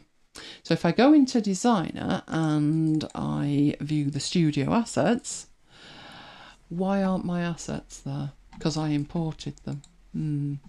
Right, okay, it's not doing that. So I will need to actually import them. Even if I go into Designer where they are, it's not picking them up. But it's very simple to import them. So just import them off the desktop. It uses the same file format. The reason they look different is you can show them as a list, which is what I prefer, so I can see everything. And I could bring this in to put behind my calendar. Obviously it's in the wrong place. If I drag and drop it behind it, it will appear behind the numbers, etc. And obviously something like that would probably be better if I adjusted the opacity of it, so it was just behind the calendar. You could do that in Word, but you know, why? Because it's difficult to get everything lined up. And that is what I would suggest you did with it. So don't start from a blank page if you need a calendar. Is this the short version of that, is what I would say, because there are so many options. And if you know what you're doing, you can do an entire year really, really quickly. Just really quickly. If you need to go back and make any changes to that, then you can. And I'm going to come out of that one. We'll do a save. We'll save it as Affinity. Yeah, just out of my way. Right, where's Edge gone? I chose two that were fairly simple calendars, but there are others in here as we looked at. Phases of the moon and weirdy stuff. That was one we used. That was one that we didn't try. But same principle applies. Something like this one wouldn't need as much in terms of customization because it says the week of, and then it's up to you. You've got Monday, Tuesday, Wednesday, Thursday, Friday, Saturday and Sunday with times down the side. You've also got, as I said, there's a lot that are education ones. And even something like this, which it says it's fairly basic, but if you look at it, it's still got macros in it. You need to enable the macros. But notice that this one doesn't let you edit it in Word Online. So for that one, you would need to download it.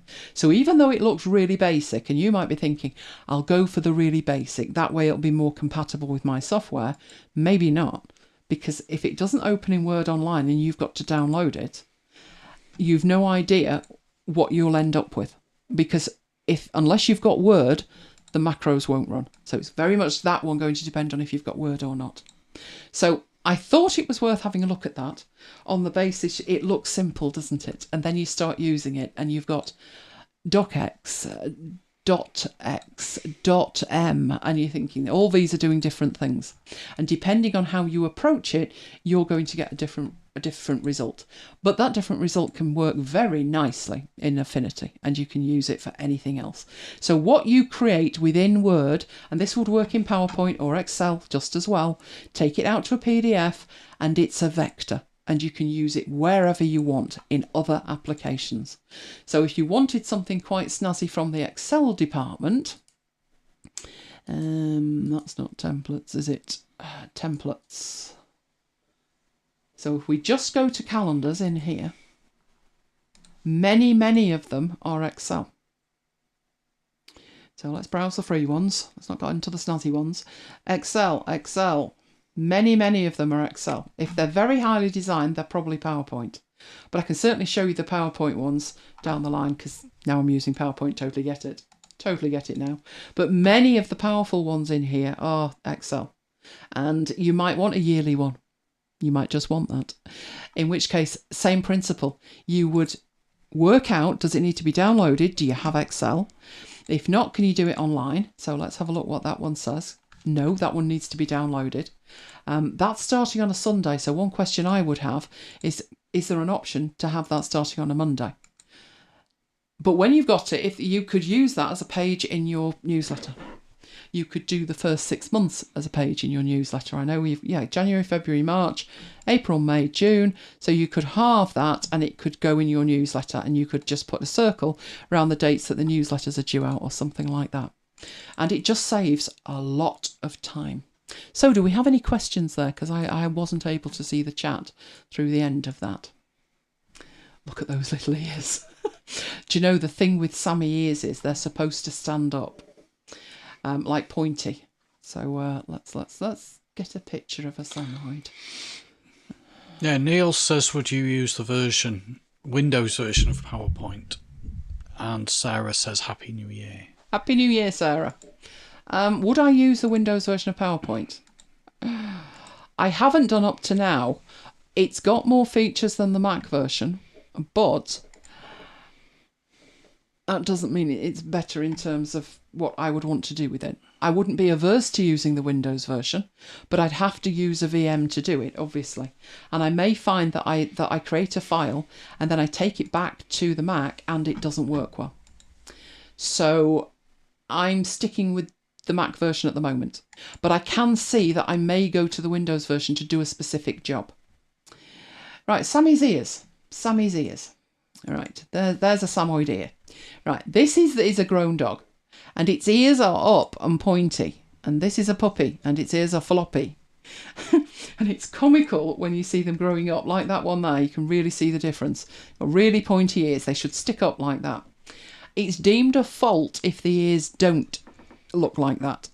So I have known puppies, and I have had so many people write to me and say, one of my puppy's ears won't stand up.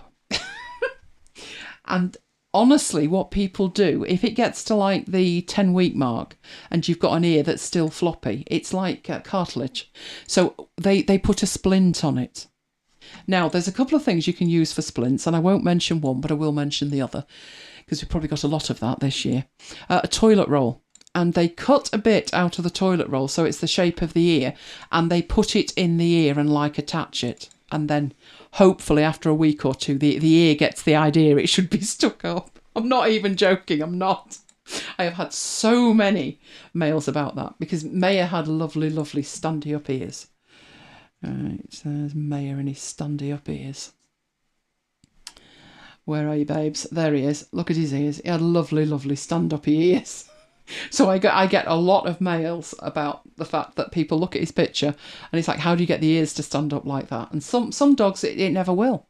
It's just a little foible of the dog. But technically speaking, that's a perfect dog. Brown eyes, got to have brown eyes, got to have black pigment, and got to have sticky up ears. But you know what? I don't think it matters if a dog has no ears. If it's your dog, it's the best dog. That's what we used to say about Crofts, wasn't it, Mike? Mm. We would sit and we would watch Crofts, like, glued to it. And then we'd just say, but the best dog's the one at home. The best dog's the one with us. Right, so have I done all the questions on that then? It looks like I have. Could drag out a calendar like you could do a shape and then change the properties, and it was awesome. Wish you could remember what it was called. So do I, Jonathan, because I have no recollection of that whatsoever. So Kim says cool, needs to incorporate into your newsletter. Excellent. Right, where are we heading next? Oh, we're heading over to Mike next. There we go. Data types. Part 2 of data types, no less. So I will just hand straight over to you if you're ready, Mike. So I'm getting him keyed up. Now. He's ready now. You ready now? I pressed record, so I'm ready. Oh, well done. There we go. Over to you. Thank you. Ear Viagra for dogs. I should stop looking at the chat, shouldn't I? But there we go. Right, data types part 2. Quick review. Last week I talked about data types. And I said that originally with Excel, you had 2 data types. What I mean by data types is what you type into a cell can be recognised as either text or a number. You've got dates, but behind the scenes, a date is a number anyway. So I've got a mixture there of text and numbers. But then a couple of years ago, Microsoft introduced 2 new data types.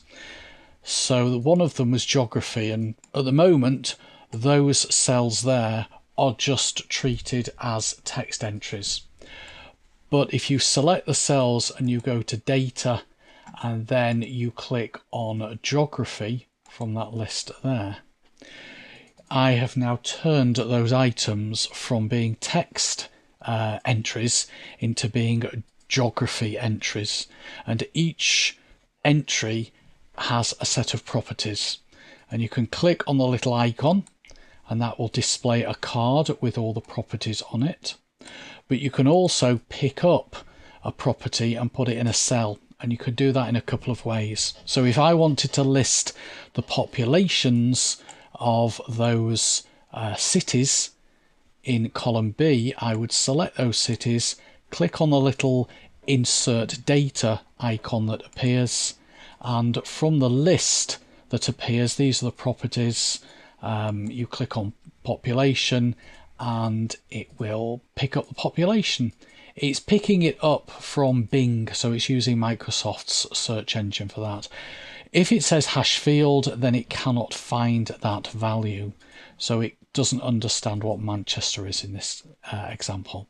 Another way I could have done that is to go to a cell, type in a formula, reference the cell with the data type value in it, so in this case A2, and as soon as you type A2 you get a list popping up of all the possible properties. So if I was to choose country, I can just double click it. It puts a dot in between the cell reference and the property, press enter, and it fills the value in for me. And I can just copy that formula down as a normal formula. We've also last week looked at the stocks data type. So I had a list of companies, and at the moment they're just text entries, but by defining them as stocks, it actually puts in the company details. It starts with the company name, but I can put in other things like the name of the company. So that's its official title, but it's also got a shortcut name, number of employees, etc., etc. And that's what I covered last week as kind of the basics of what data types are. But I wanted to show you another feature of data types, and that is how you can combine data types with drop-down lists. What I was doing last week, well, during the week, was just trying to come up with a couple more ideas of where you could use data types, and I came up with the idea of how data types could be used with drop-down lists. So I thought it would be a good demo. So what I'm going to do is I'm going to start off by creating my drop-down list, and I'm going to create it from these items here. You can see over in column G. I actually want the drop-down list to appear in B1, but the drop-down list will be populated from these items here. The easiest way to create a drop-down list, especially if it is from values that you want to be updated. So, you know, in the future I might go and add Facebook in there, for example, or any other company, and I don't want to have to keep redefining the data range for the list, because what I could do is I could go to B1 and I could say data validation, set it to be a list, and set the source to be those cells there. And I have my drop down list. The problem I've got is if I went and added another item, I'd have to redefine the list. So let's just clear the data validation for a minute. So rather than doing that, what I'm going to do is I'm going to select G1 to G5, and I'm going to convert that into a table. So insert table, pick up the contents of G1 to G5. My table does have headers because I want G1 to be treated as a header. Click on OK, and I have a table. I'm going to turn off the drop down arrow. I don't actually need that on the table, so let's go and take the tick out of filter button, and that will hide it. I can leave the formatting alone, or I could change it, or I could even clear it. So now it doesn't actually look like a table, it just looks like a list, which is what I want. It is still a table. If I go to the table tab, the table has a name, table 1. I'm going to rename that table. I could leave it as table 1, but I always like to give my tables meaningful names. And I also tend to start my table names with the prefix TBL. It's what a lot of people do. You don't have to, but it just makes sense to give your tables meaningful names. So I'm going to call it TBL companies.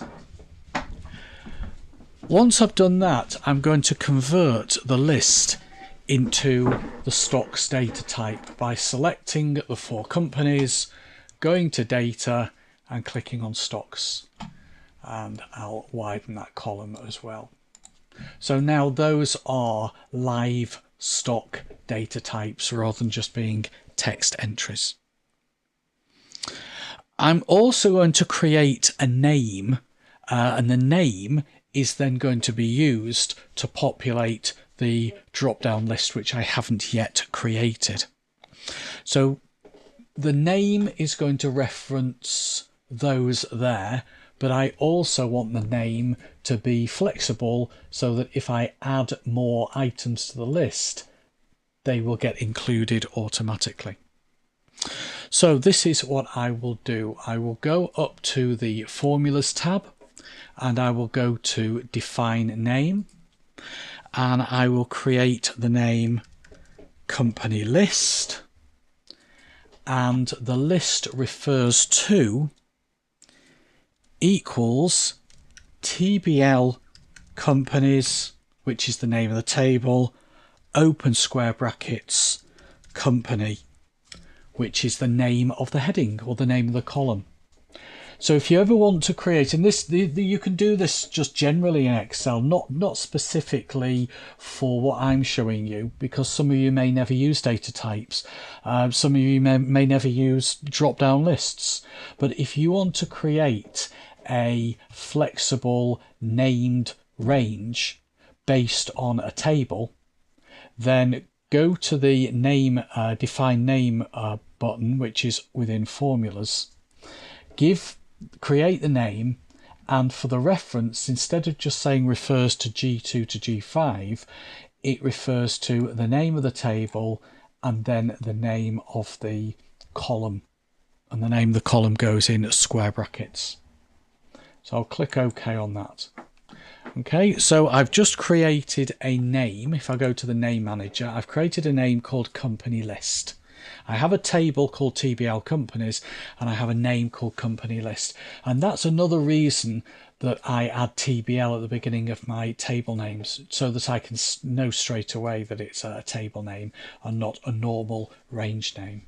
But Company List is the name that I'm going to attach to my drop down. So if I go to data validation, choose list, and for the source put equals company list.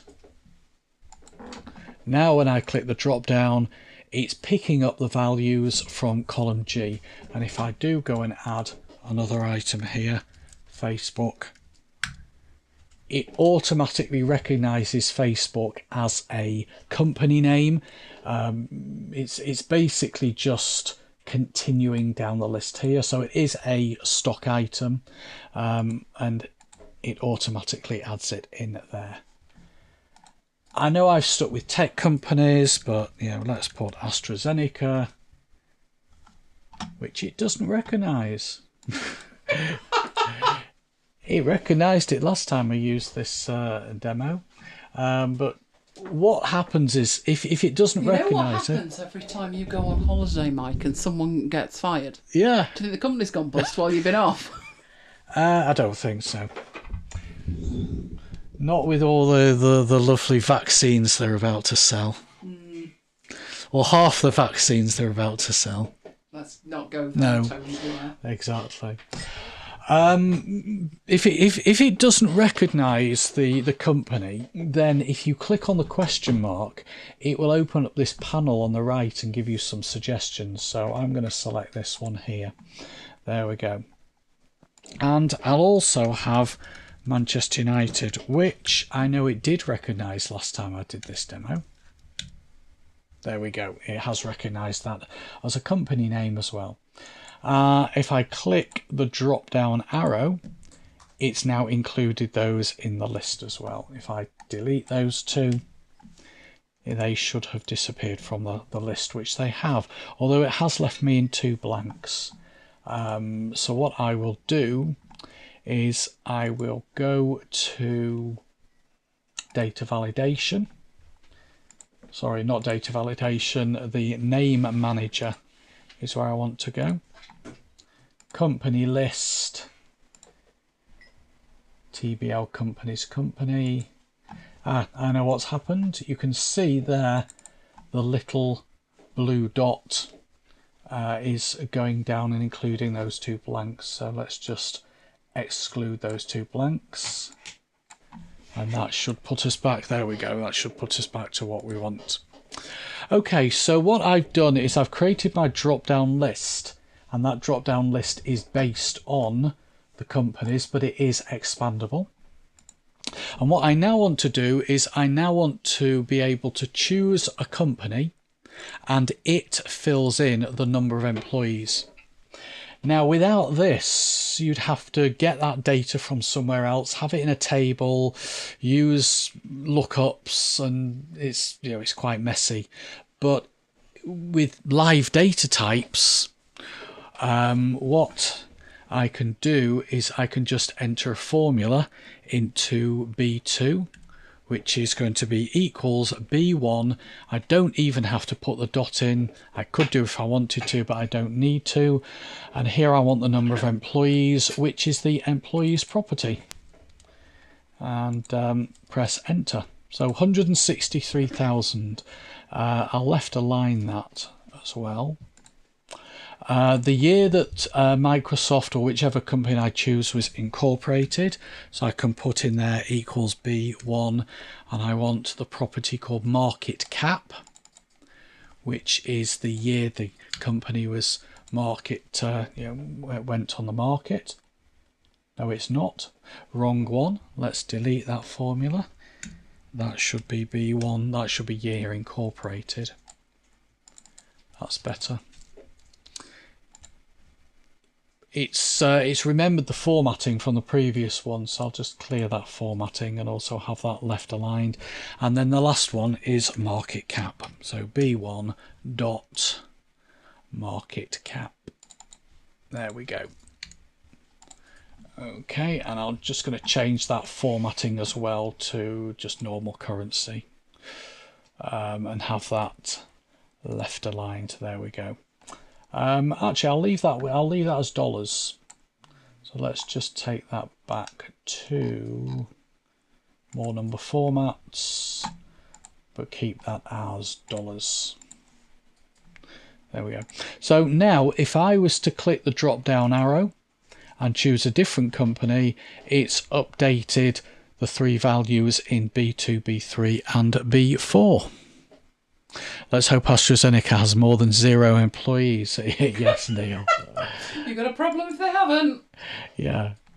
Now, one of the things you'll notice is when you click onto B1, because B1 is actually pulling in live data types, you've got the little live data type icon, which is obscuring this drop down arrow. So what I will do is I will just increase the height of row 1 a little bit. And now the little icon is above the drop down arrow, so it just makes it a little bit easier to select the values. So let's go and add AstraZeneca in. Still won't be told, so I will choose AstraZeneca from this list. So I should now be able to choose AstraZeneca from there. There we go. AstraZeneca has 70,600 employees, according to that. Okay, so that is the first demo. It's kind of building on last week and just showing you a different way of using it. Neil has asked the question, can you create your own data types and use SharePoint lists? Yes to the first one, Neil. And that is the second demo that I'm going to do in a second. So you can create your own data types, but not with SharePoint lists. You can do it through Power Query, but you can also do it through Power BI. I can't show you Power BI, and I'll mention the reason towards the end. I'll show you how to create your own data types. Pulling the data from Wolfram Alpha, the stocks and currency and geography are actually being pulled from Bing. It's all of these, and I showed 1 or 2 of them last week. All of those are being pulled from Wolfram Alpha. So Microsoft are using two different sources for their data. Okay. They should give me a pay rise. Thanks for that, Neil. I'll suggest that. Can you convert the valuation to wording so it reads 95 billion rather than all those numbers? Possibly through a custom format. I'm sure there's a way of doing it with a custom format. So something like ## BN or something. No, there is a way of doing it, Johnny. I've forgotten. I'm sure there's a way of being able to shortcut that format to show us billion. But it's not done through the data types. It's just done through normal Excel formatting. Okay, so let's move on and have a look at custom data types. Okay, for this, I'm going to start a new Excel file. I have an Excel file here called employees, and I'm going to import that. So this is just a list of about 1,000 employees. I'm going to import that into this blank file. I'll just save this file. I'll just call it data types 2 and just stick it on my desktop. This PC. Killed it. Desktop. Killed what? I thought you killed your PC. No, not at all. Not at all. I'm just saving the file to the desktop. Right. So if I go to data, get data from file from workbook, what I'm going to do is I'm going to import the data from that other Excel file into this Excel file. But what I'm going to show you will work equally as well if the data is coming from a CSV file or an XML file or a database or a web page or a SharePoint list. So actually, to go back to Neil's question, you could do it from a SharePoint list, but you'd have to import the data first into Excel. Okay, so if you've got your data in Excel, in another Excel file or a CSV file or a database, a web page, as long as it's in a table or a SharePoint list, then you can create your own data types. But doing it in a different way would not allow you to pull the data in from SharePoint natively. You'd have to pull it into Excel first, Neil, is the point I'm trying to make.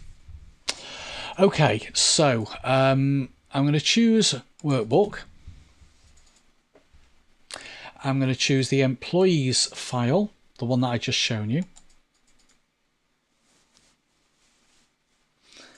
And then I'm going to choose sheet 1.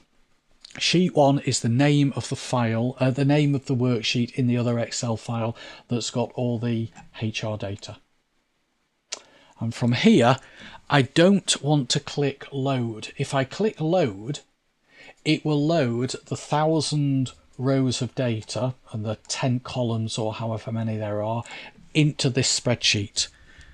I don't want to load the data in, because if I do, I'll end up with basically a copy of that other Excel file. And the more data you load in, the bigger the Excel file is. Okay, so instead of doing load, I'm going to click the arrow, choose load to, and create a connection. A connection is a way of connecting this Excel file to my other Excel file. So if you're following along with me, Neil, where I'm using that other Excel file with 1,000 rows of data in it, if I'd chosen a SharePoint list instead, then it would have been pretty much what you're after. So everything I do now, just imagine it's a SharePoint list. Okay, So I haven't actually imported the data in.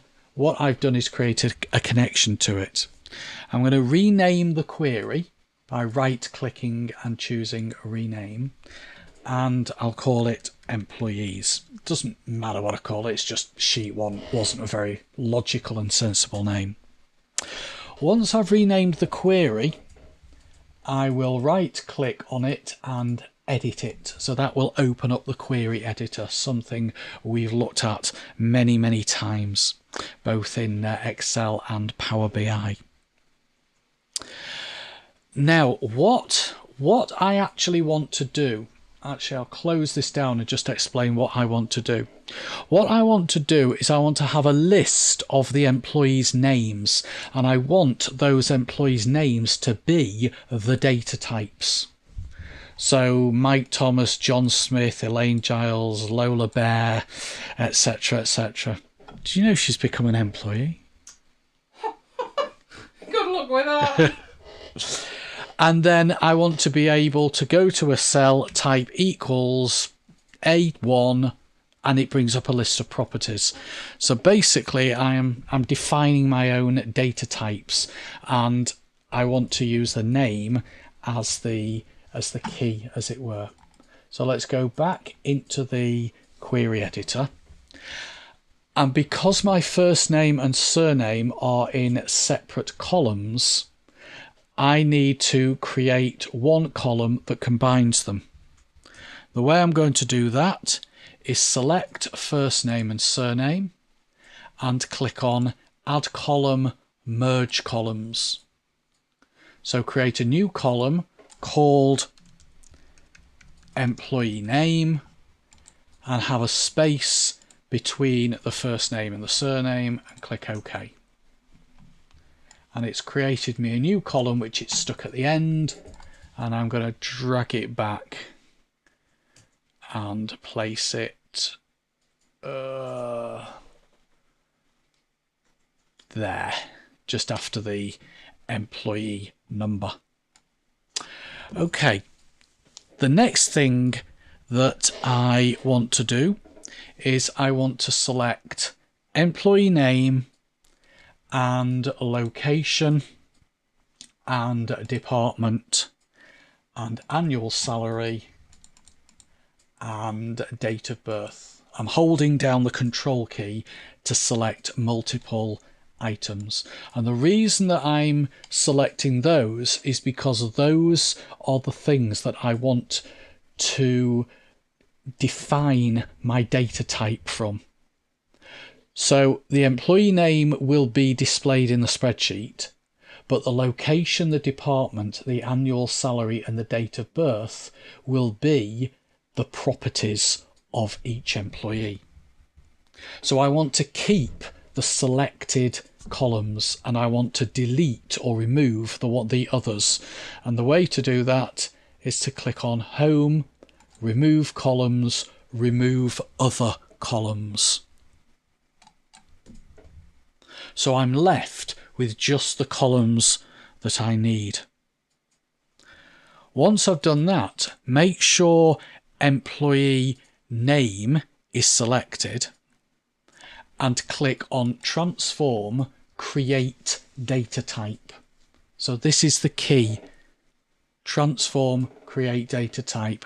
Now, you may find that you don't have the Create Data Type button there, because like quite a lot of the features that have been added to Excel recently, I think it's only currently being rolled out to those enrolled in the beta program, and even then it's not being rolled out to everybody who's on the beta program, in the same way that the Lambda function is not being rolled out to everybody.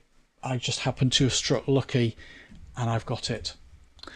So I'll click on Transform, Create Data Type.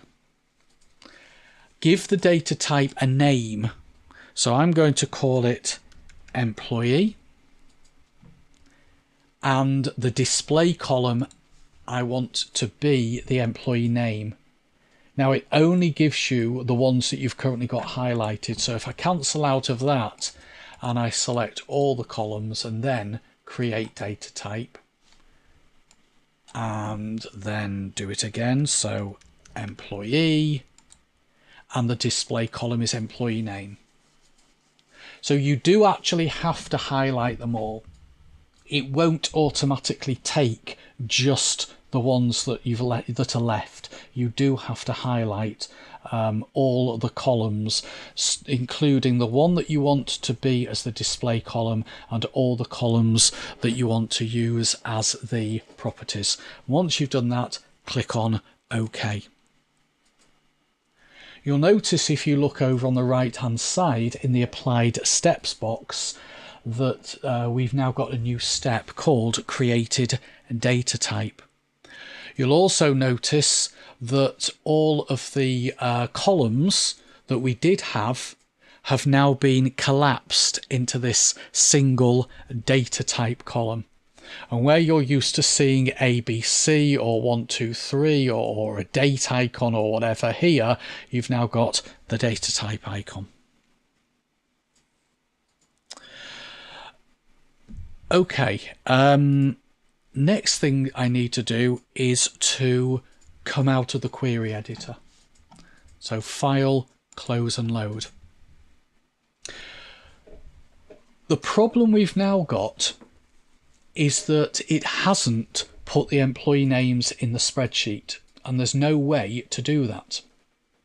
And the reason there's no way to do that is because when I set up the query, when I originally imported the data, I set the query up as a connection only query.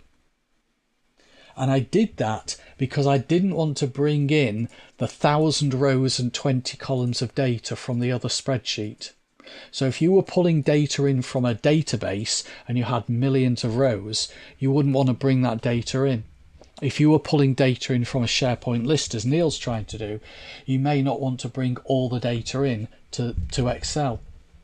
So as I've covered many times before, the way around that is to create a connection only query, which is what I've done. The problem is that Power Query based data types do not support connection only queries. Now Microsoft will probably change that in the future because these data types are in their infancy right now, but right now it doesn't support connection only queries. So what I need to do is right click on the name of that query and go to load to and load it into a table, and I'll stick it starting in A1. Okay, and that's what I wanted to get. I wanted to get a list of employees, and I wanted to treat those employees as data types, not just a list of names. So that is how to create your own data types. Now, if I hover over the card that appears and click, I get the card appearing with all the properties, all the values for James McDougall. If I do it for Glenn Scott, I get exactly the same thing. So it really is like the stocks and the currency and the yoga and the city that we looked at last week. But let's take it a little bit further. If I click on the little card, the add column icon there are my properties.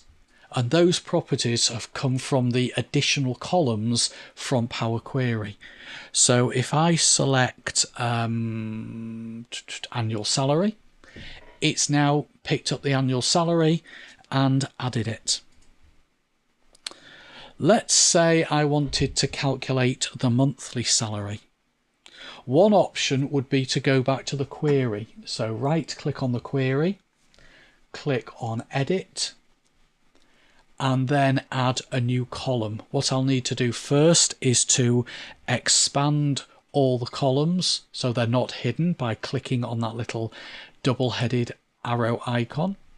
Select all the columns. I don't want to use the original column name as a prefix, otherwise we'll get employee.name, employee.location, employee.department, etc., etc. So take the tick off there. And then I'm going to add another column. So create a custom column, which is something we've done before. Call this monthly salary, and the formula will be annual salary divided by 12.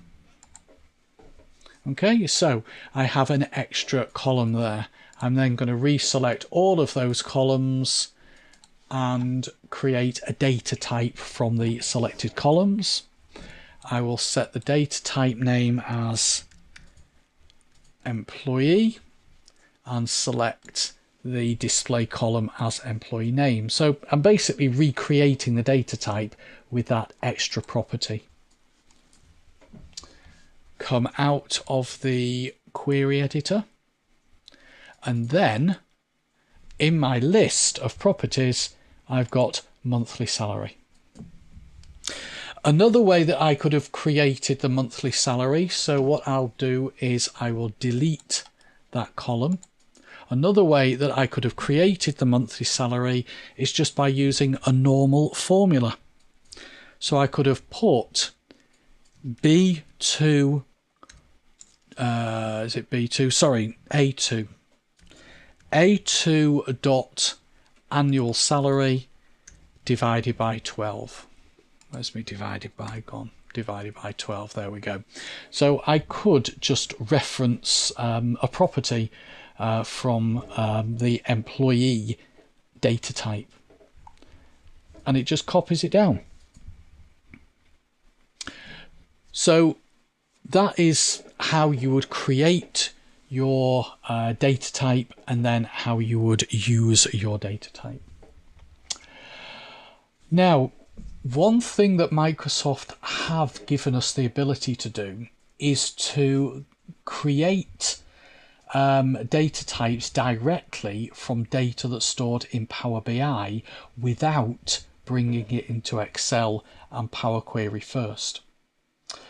Unfortunately, I can't show you this because it's limited to people who are on the E3 package, sorry, the E5 package, and we have the E3 package. So it's something I've been trying to sort out this afternoon, but having delved a little bit further into it, it's not something that is available to me anyway. But yeah, if you have got Power BI, and I know, Charles, you mentioned Power BI last week. I think one of your questions was, can you define your own data types? Hopefully, this session today has shown you how you can define your own data types. You don't have to have Power BI, but to do it, you'd need to bring the data in through Power Query. So, do we have any questions? I don't think we do. I've been keeping my eye on the questions as we've been going through. Shall I hand back to you? You could do, couldn't you? I could do. Right. Let me get myself sorted because I've got 2 PowerPoint files now. Okay. And the microphone's up in the air, but now it's back.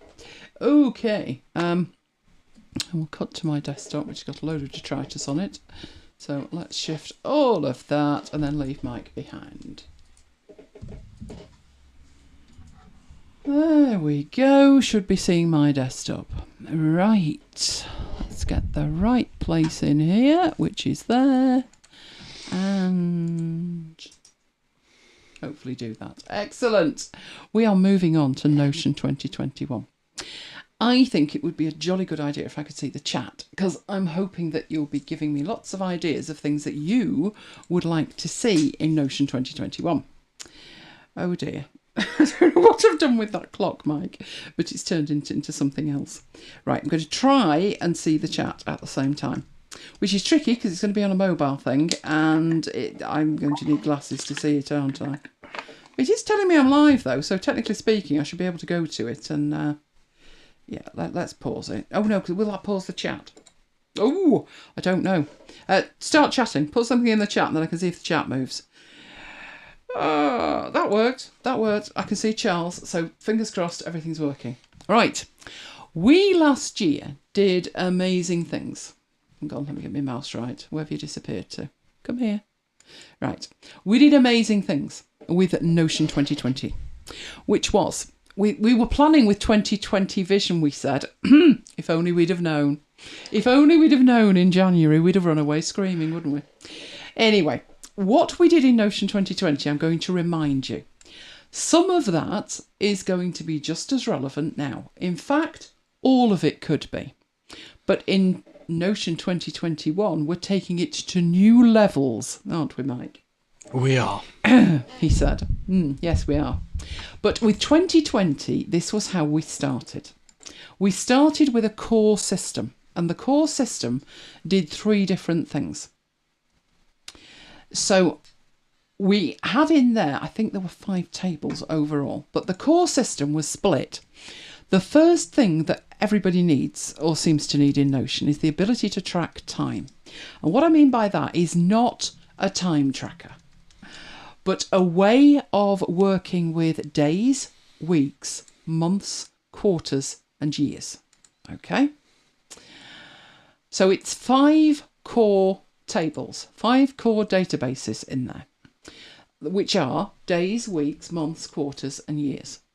Now, do you need these for this? No. It depends on how you're working with Notion and what you want it to do for you. This week, one of the people who's been very much pushing Notion in the productivity space has decided to leave Notion. Oh, did it hit the fan? Because people felt that he was an influencer, and now he's got them hooked on Notion. He's disappeared and he's going to do something else. But it really does. What tool you use for your productivity depends on what works for you. And it doesn't always need to be the same as anybody else's. But I totally understand the working over somebody's shoulder thing, that maybe it will. So if you have no need to track by day, then don't. If you don't want to drill down to that level, then don't. I do, but I don't sit there and write every single thing up that happened in the day or any of that. If I had to get rid of one of those, days would be the easiest one to lose. But what I'm going to build is, based on what we had last year, extend it to make it more useful. But at its core, if I'm looking at time, then that's what I'm going to be looking at. So we had icons, if you remember. I call my days, I don't have a database called days, I call it journal. Doesn't matter what you call it. And you can even change your mind what you call it. But I have days, I have weeks, I have months, quarters, and years. How much you link the two together depends on you. So you might decide in the weeks it makes sense to link to the days. You might decide it makes sense to link the weeks to the month, or definitely the weeks to the year. It depends on how you intend to use it. It can be as simple as keep the whole lot separate and I'll worry about it later, right up to all those links going on. And that's just the time aspect of it. I then decided, on top of that, I would add the ability to track projects and tasks. Now, I'm not going to say to you, oh, this is fantastic, this is the way to do it, if it doesn't work for me. I'll say that this is an option. It might work for you, it might not.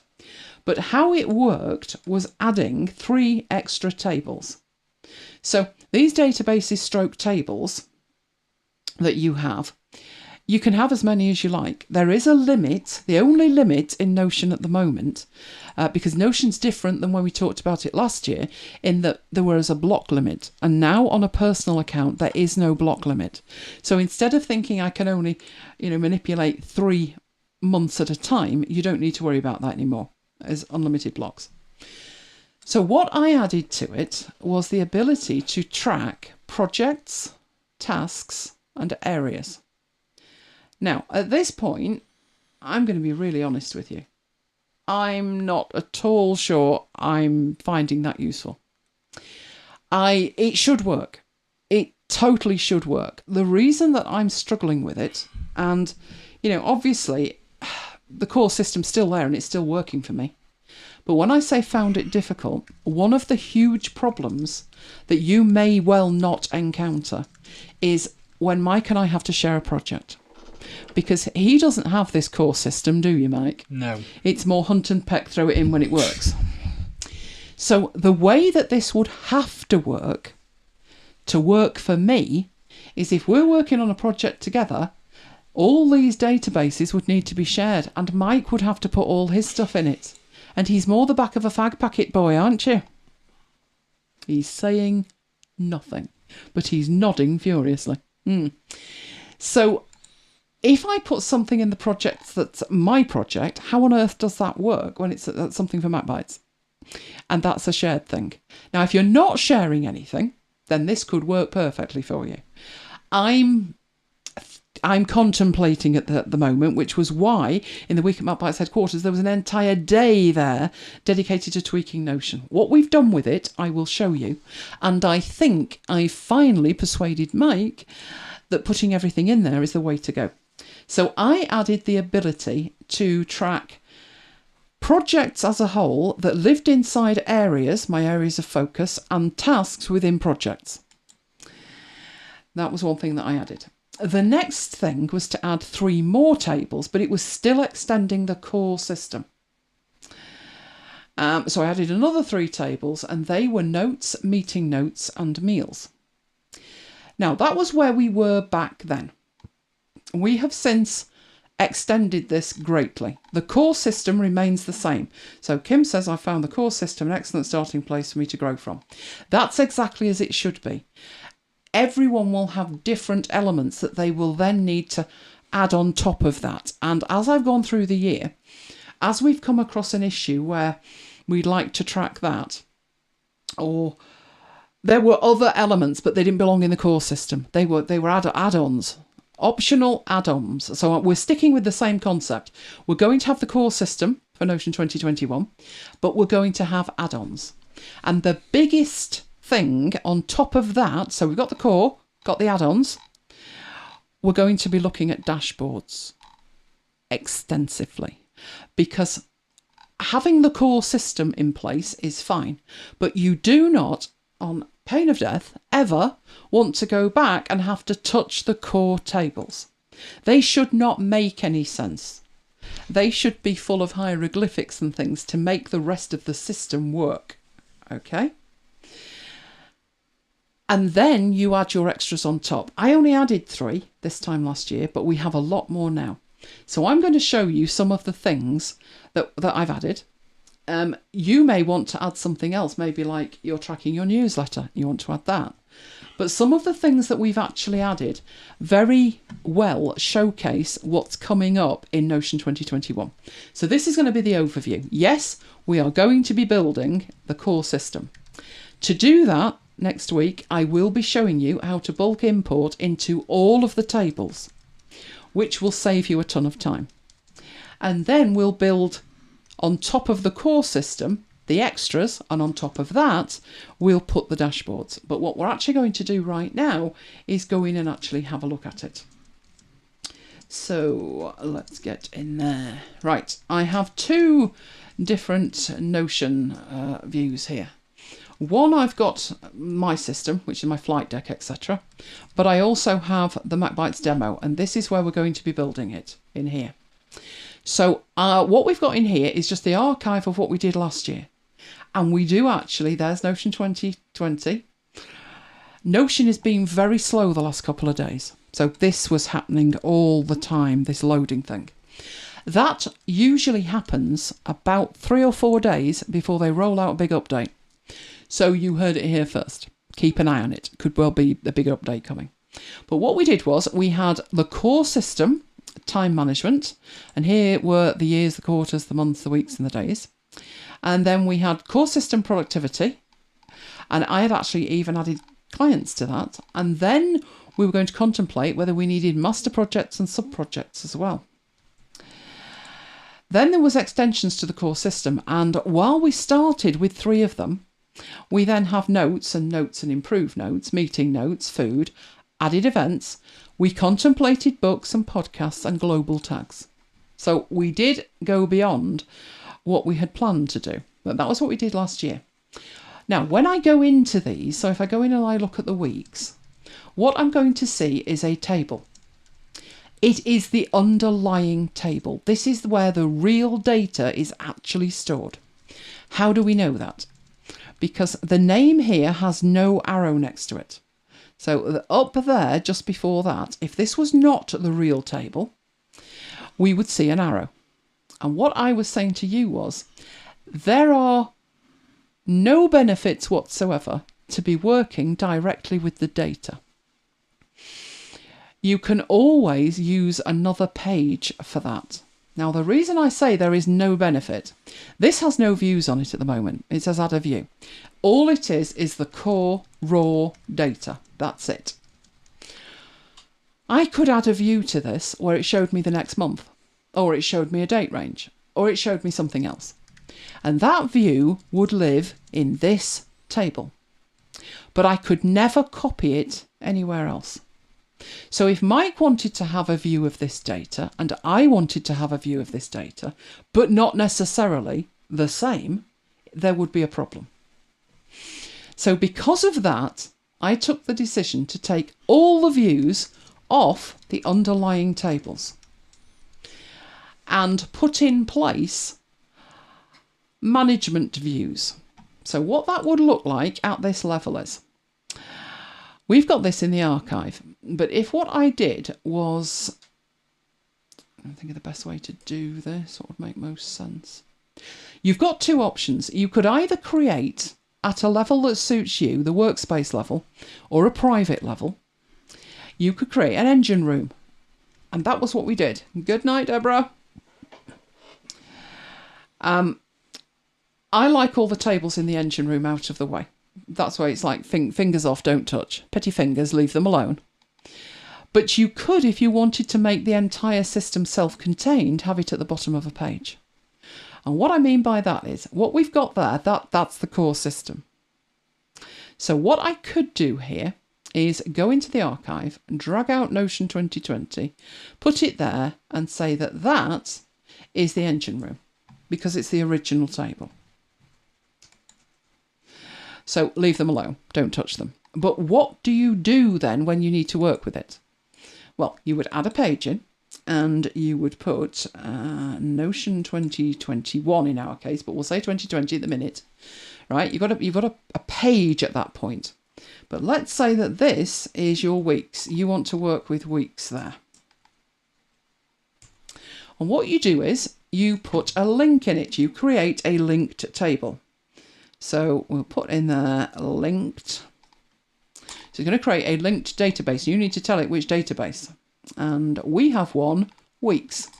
So I want to link to it. And now we do have that arrow that I was talking about. That indicates that this is not the core table. But this is good news for us. Trust me on this. This is good news. Let's get rid of that. Right, first thing I need to do is make that full width. So we're looking at some high-level concepts this week, and this is one of them. So I have my engine room, but I also have my weeks, or I could say productivity, whatever I want it to be. But let's say this is my view for me. So this is me.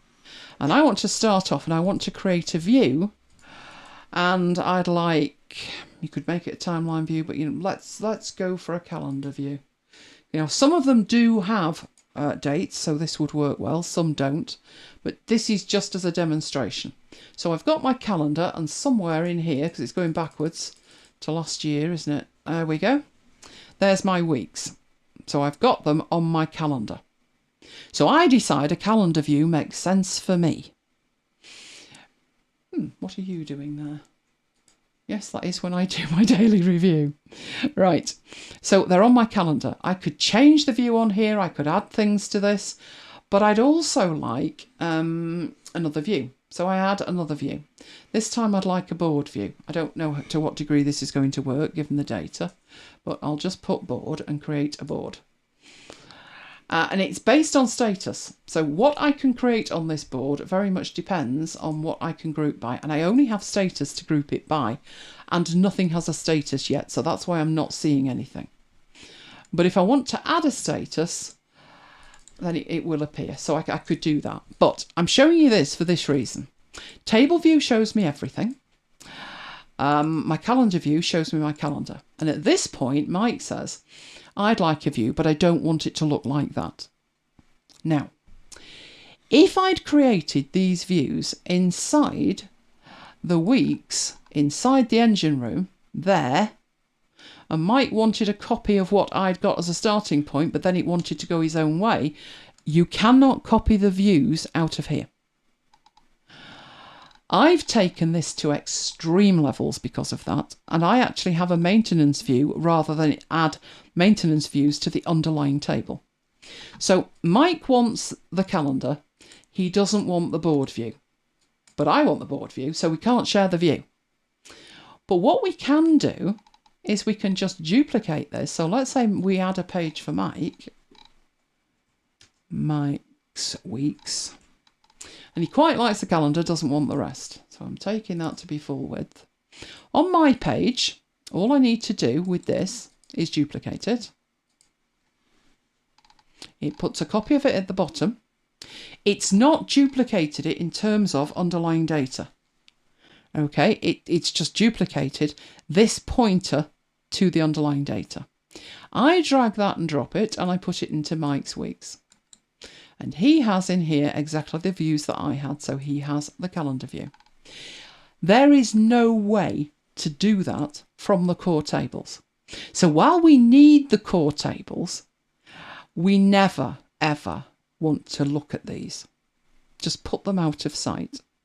What that looks like in mine, and mine is a little bit in flux at the moment, honestly, trust me on that.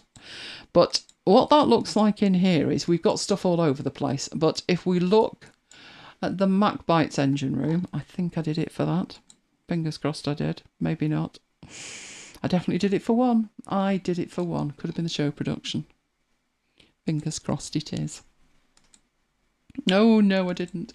Right, the MacBite shows and content items, suggested content items. All of these are core tables. I'm wondering which one I did it with. Could be in Brooklands. I could show it you in there. But basically what I did was, if that's the core table, I hid it in one of these. Command, Option and 7. And put like master tables. So I hid them another level down. So if this is the default, that's the underlying table, what I actually did was take that and move that down there, and I even made that red, which means on pain of death, do not touch this. On pain of death. It is slow this week. Like I said, there's an update coming. Must be. So that's what I do with it. But what do I do at this level? Because I now have no access to that master table unless I'm in here. And Mike has been trained with like an electric stick, that if you touch that when it's red, there will be repercussions. So he's not allowed to touch it. So that's outside here. So what do I do? And what I do is I make a page, and I call this MacBite Shows. MacBite Shows. I would probably add a logo in. Let's put the microphone one in. Microphone. There we go. Oh, not the COVID one. No, not that one. Like that. I would put that in. I would make it full width. And then I would put in a link to the shows table. So I would put linked, not to a page, but to a database. And I would be putting shows. Yeah, slow, isn't it? MacBite shows. There we go. So my table is in there, in show production. So I then have this that lives at the top of there, and I interact with that. Does it look any different? No. It's exactly the same. The shows that are in there are the shows that are in there, should they ever actually load. Did I mention it was slow? This is why I said this was going to be a fabulous demo tonight, because I knew it was going to be slow. But this table that's in here, MacBite Shows, is that one. The difference is this is the original. Don't put anything in there like I've got this fabulous view. It's amazing. You won't be able to copy it. You won't be able to get that view off that table. It's the master table. You can't do that. So I even hide it at this level, and I access what I consider to be the master table one level down, which enables me to make backup copies of that and duplicate the views and all kinds of stuff. So just at the point that you are creating your core things, think about the fact you never, ever, ever want to be interacting with them, ever. So that's what I do to hide that. So let's head off back into there. That one might be a little bit faster, I wouldn't like to say, because there's a lot less data in it. Right, so there are the core tables. Now, the next stage above the core tables is to allow you to add to the system. And the beauty is, if you started this last year and you've got the core system in place, we can build on that. It's not a case if you have to throw everything away. We can build on that. But we're going a step further than that, and we're actually looking at dashboards. Now, I could build a dashboard in here, and next week I probably will. But there's not much in here to create a dashboard from. So I'm going to walk you through what a dashboard looks like when it's absolutely perfect. Now, you know that we run Brooklands 196, which is a radio station. And originally, we weren't doing music shows because we weren't in lockdown. Mike was doing the news every week, but that was up to Mike, nothing to do with me. And when we said, well, we're going to have to start doing these music shows, we started expanding what we wanted to do. And I said to Mike, I can't work like this. I can't work in the core table because it's like working in a database with no fancy forms and reports. So what I did was I built this, which is called Brooklands 2.0. I'm going to get rid of that because it's quite wide and we don't need to see that anyway. So this is Brooklands 2.0. This makes the difference between getting 13 hours of content out on a Saturday and not. Without this, it wouldn't be doable. So all it is a page. I just said new page. I gave it a name. And the first thing I put on it is a changes log. It's all very well tweaking this stuff. And good night, Marcus. But you won't remember what you've done or when you did it. So I have a changes log. It's really simple. It was created in August. Can't believe it wasn't then. And then I've added these as I went through. So I added a meta element for slot length. Slot length is important because when I'm making a show, it's not up to me to say, oh, it's 2 hours, 47 minutes, 39 seconds. How on earth is Mike supposed to get that married up with anything else? Don't be ridiculous. So we have slot length for things, which you can't see on here, but you will do in a minute, that we're aiming for. So a show might be 59 minutes, 48 seconds. But the slot for that would be an hour. And we'd fill the gap with a jingle. So I added a slot length. There is an inbox, but there's nothing in there at the moment. That is there as a catch-all, just in case it's like, oh, I need to do something with that. There's somewhere to put it. So sometimes it's not about building a table or anything. It's just about, I'll just put a page on there and that'll be where I throw stuff. Because if you don't have that place to throw it, where are you going to throw it? It'll go somewhere else and you'll lose it. So there is an inbox on the page. Then coming down, there's 3 columns. So this is an effective dashboard, as far as I'm concerned. What's really weird about it, apart from the stuff on the left, which is all of this stuff, everything else on the page is coming from the same table. It's 4 different views and 2 links to the same table. Or three actually to the same table, and 1 to another table. You'll notice every single one of them has the plus on it, the arrow rather. And that's because these are not the underlying tables. These are tables that are pointing to the underlying table. Right, the reason that we have multiple views of the same table is because Mike does the news. So he is interested in that bit there. Those are the Brooklands news shows. And all he needs to know about them is when they are and they complete or not. That's it. There's a lot more meta underneath there, but that's the minimum he needs to know. So a dashboard only has the minimum data, but enough to get the job done. The next thing we've got is this one down here, which is the schedules. These are the segues you get between the shows. So if I show you what has actually been recorded, it says in progress, ready to record. It's actually been recorded. But this is what is needed for tomorrow. These are the shows that are being played. And that is the running order that Mike will copy and paste, although he hasn't actually put that in there yet. Why haven't you put that in there? You should have copied and pasted that to WhatsApp. Hopes, dreams and new beginnings. It just says XXX, Mike. Right. You can fix that while I do this. Do it. That is where he hits copy and posts it to WhatsApp. Underneath that, we've got the actual segues, and that's my script. So every week, I sit there and I read this out. That is scripted, and in fact, isn't there a demo of that coming up? Yeah, there is. There is a demo of how that happened. But that's my script, and I read that out. So if we look at last week's that's done, because I've got direct access to that at the point I need to record it, rather than, I'm Brooklands, I've got to go and do the segues. Where are they? And they're in a table buried down there. It's not normally this slow. This is them. This is not me. My machine's behaving incredibly well tonight. Right, this was last week's. And this is what happened. So we did Westlife last week. This that's underneath it is the actual segue. So I could press play and that would actually be me reading that lot out. Last week was a bad week because there was 8 shows. So it took longer. But that's what I do. When the segue's done, I drag and drop it and it gets dropped into there. Mike from there... This is jumping all over. What are you doing? Oh, it's misbehaving. Hopefully it won't be misbehaving next week. But basically you can click on there and you can download it, which is what Mike does. So you can play it, you can see the length of it, but then if that's correct, he will download it and he will upload it into the radio system to work. Point being, I have access to all of that from one page, this dashboard. This was actually added a few months ago, not that long ago. And it makes the difference between getting the job done and not.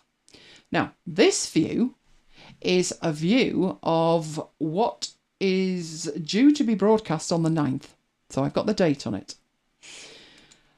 I do have in here views. So I have week 1, which is next week. This week is week 53, believe it or not. And after I finish the show tonight, I've got 2 shows to finish for Brooklands. 1994 and 2020. Oh, the music from 2020 was god-awful. But I did manage to find some things that weren't that bad. So this keeps me on track in terms of I just look, what week am I up to? Let's get on with it. And then I can even work ahead with next week. And what this looks like inside is when I go into that, I've got all of the meta, including the slot, but it's a 1-hour slot. And you can see we have 2, 3, 4, 5-hour slots and CX, which is a custom slot. We've got all the information in there. And then down the bottom, that's my script. So if you want to listen to this, there was music in 2020. Well, Jonathan, I did very well. I started with, in fact, can you see that yet? No, probably not. I started with Captain Tom and Michael Ball, You'll Never Walk Alone. And I finished with the Sausage Roll song, which was number 1 at Christmas. Everything in the middle, all a bit of a blur. Who are these people? I have no idea. And the other thing was, what I'm doing with this, if you're unaware, the Brooklands years is 1961, isn't it? 61. 61, yeah. Until 2021, which is their anniversary.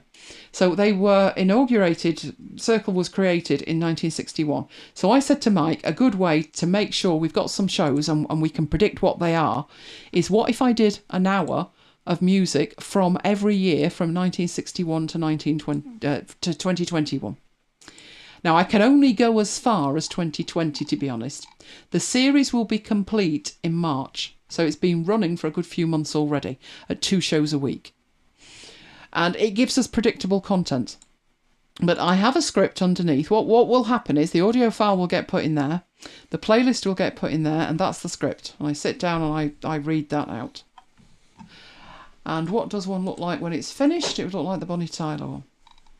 Please let me have put in all the songs. Because it's taking that long to load each one of these. It's ridiculous. Oh, hopefully it'll be better next week. There you go. So that's the show. And press play. That's the playlist, including the length of each track. The total length is at the top, so it was 1 hour and 52 seconds. And there's the script that I used for my bits, the intro, the outro, and the credits. And that's what it looks like. Okay, now this is coming from the same table as the news. And the Brooklands 196 shows, this one here is the new shows. So I've got an Elton John special and I've got a Phil Collins special and they're finished. They are totally finished. So if we go into that, I know it'll take an age to load, but we'll see that there is an audio file, there is a set list, and there's the script. So if Mike needs to see what I've said, it's in there. You might think that's not needed. So there's the show, there's the songs, and there's this. But some of these shows that were requested, and the person who's requested them has subsequently died. So I have had to re-edit the intro and outro, because it's no good in the outro saying, I hope X enjoyed that, because that would be upsetting for their family. So that's why I write in here what I've said, because it's easier for me to find it. It's much faster to find it in here and read it. And there was one, and I said to Mike, it's up to you. This was what was said. And Mike read it and he said, no, that's fine. And what it was, at the beginning, it said this was requested by Peter. And Peter has unfortunately died. And he said that one will be fine. Because it doesn't say I hope he enjoyed it or anything like that. So that's why that's in here. What we need is a one-stop shop to do everything we need to do and do it fast. Otherwise, we wouldn't be doing it at all, would we?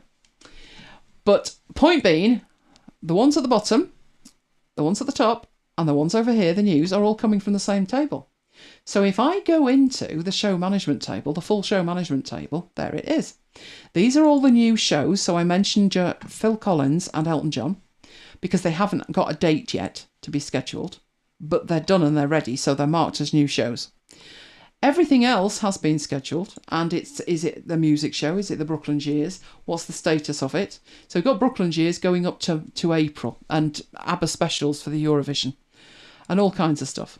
But would you fancy using this to manage the show? So I'm working on, what am I working on tonight? 2020 I'm working on tonight. Where is it? I've got no idea. Maybe I should sort it by when it's scheduled. But if you look at some things like this Disney one, once you've got a show, you repeat it. I can't tell you how many times Neil Diamond's been played. he's absolutely the favourite, isn't he, Mike? Yeah. So it's not just one entry in there, but obviously it's one entry if it says it's new. God, this is taking forever. Right, so that one's been played twice so far, and one of which is tomorrow. Very soon, that's going to be on.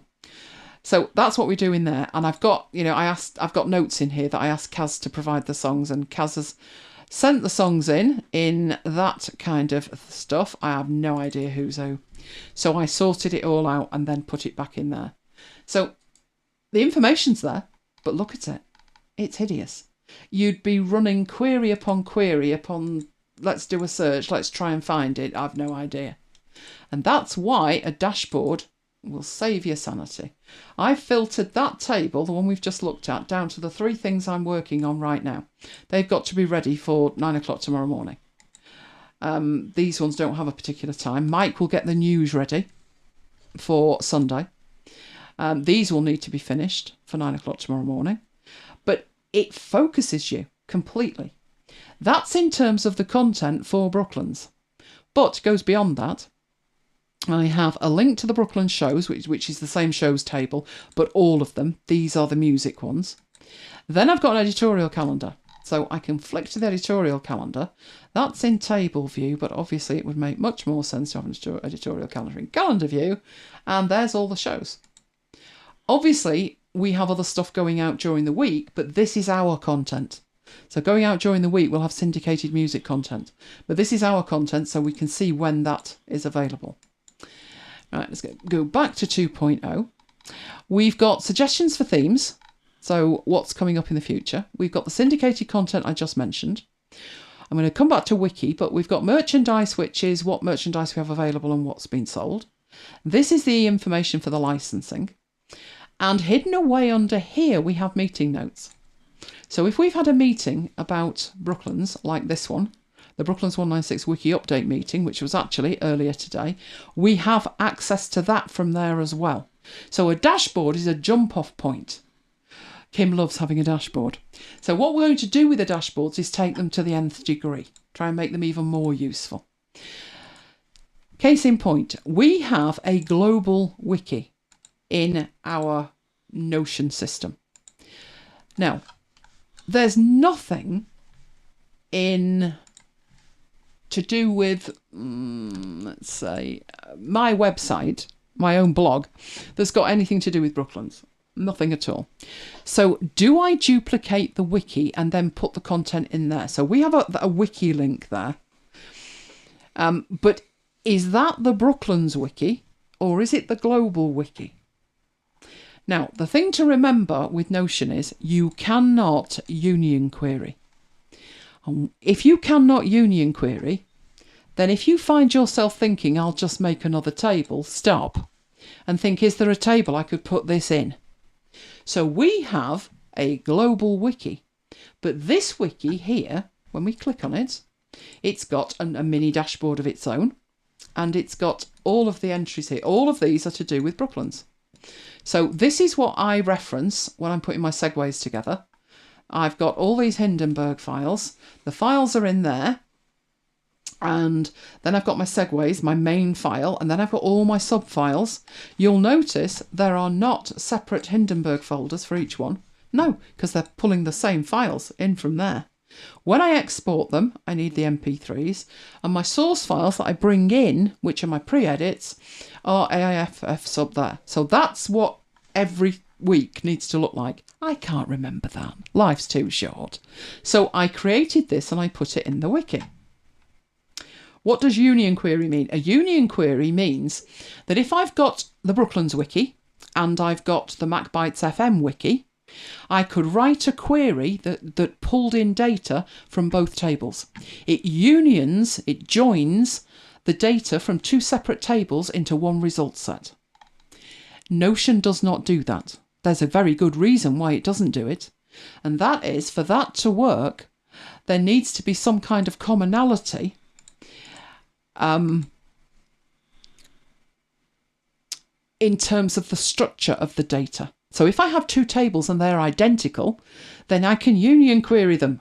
Brilliant. But what if they're not? And in Notion, you can create tables, in 2 seconds flat. If there was an option to union query, people would get confused because you can't union an apple and an orange. There've got to be two oranges to unionize. So the tables have to have some kind of commonality.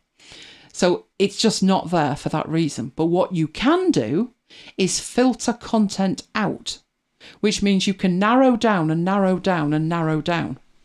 And that's what we've done.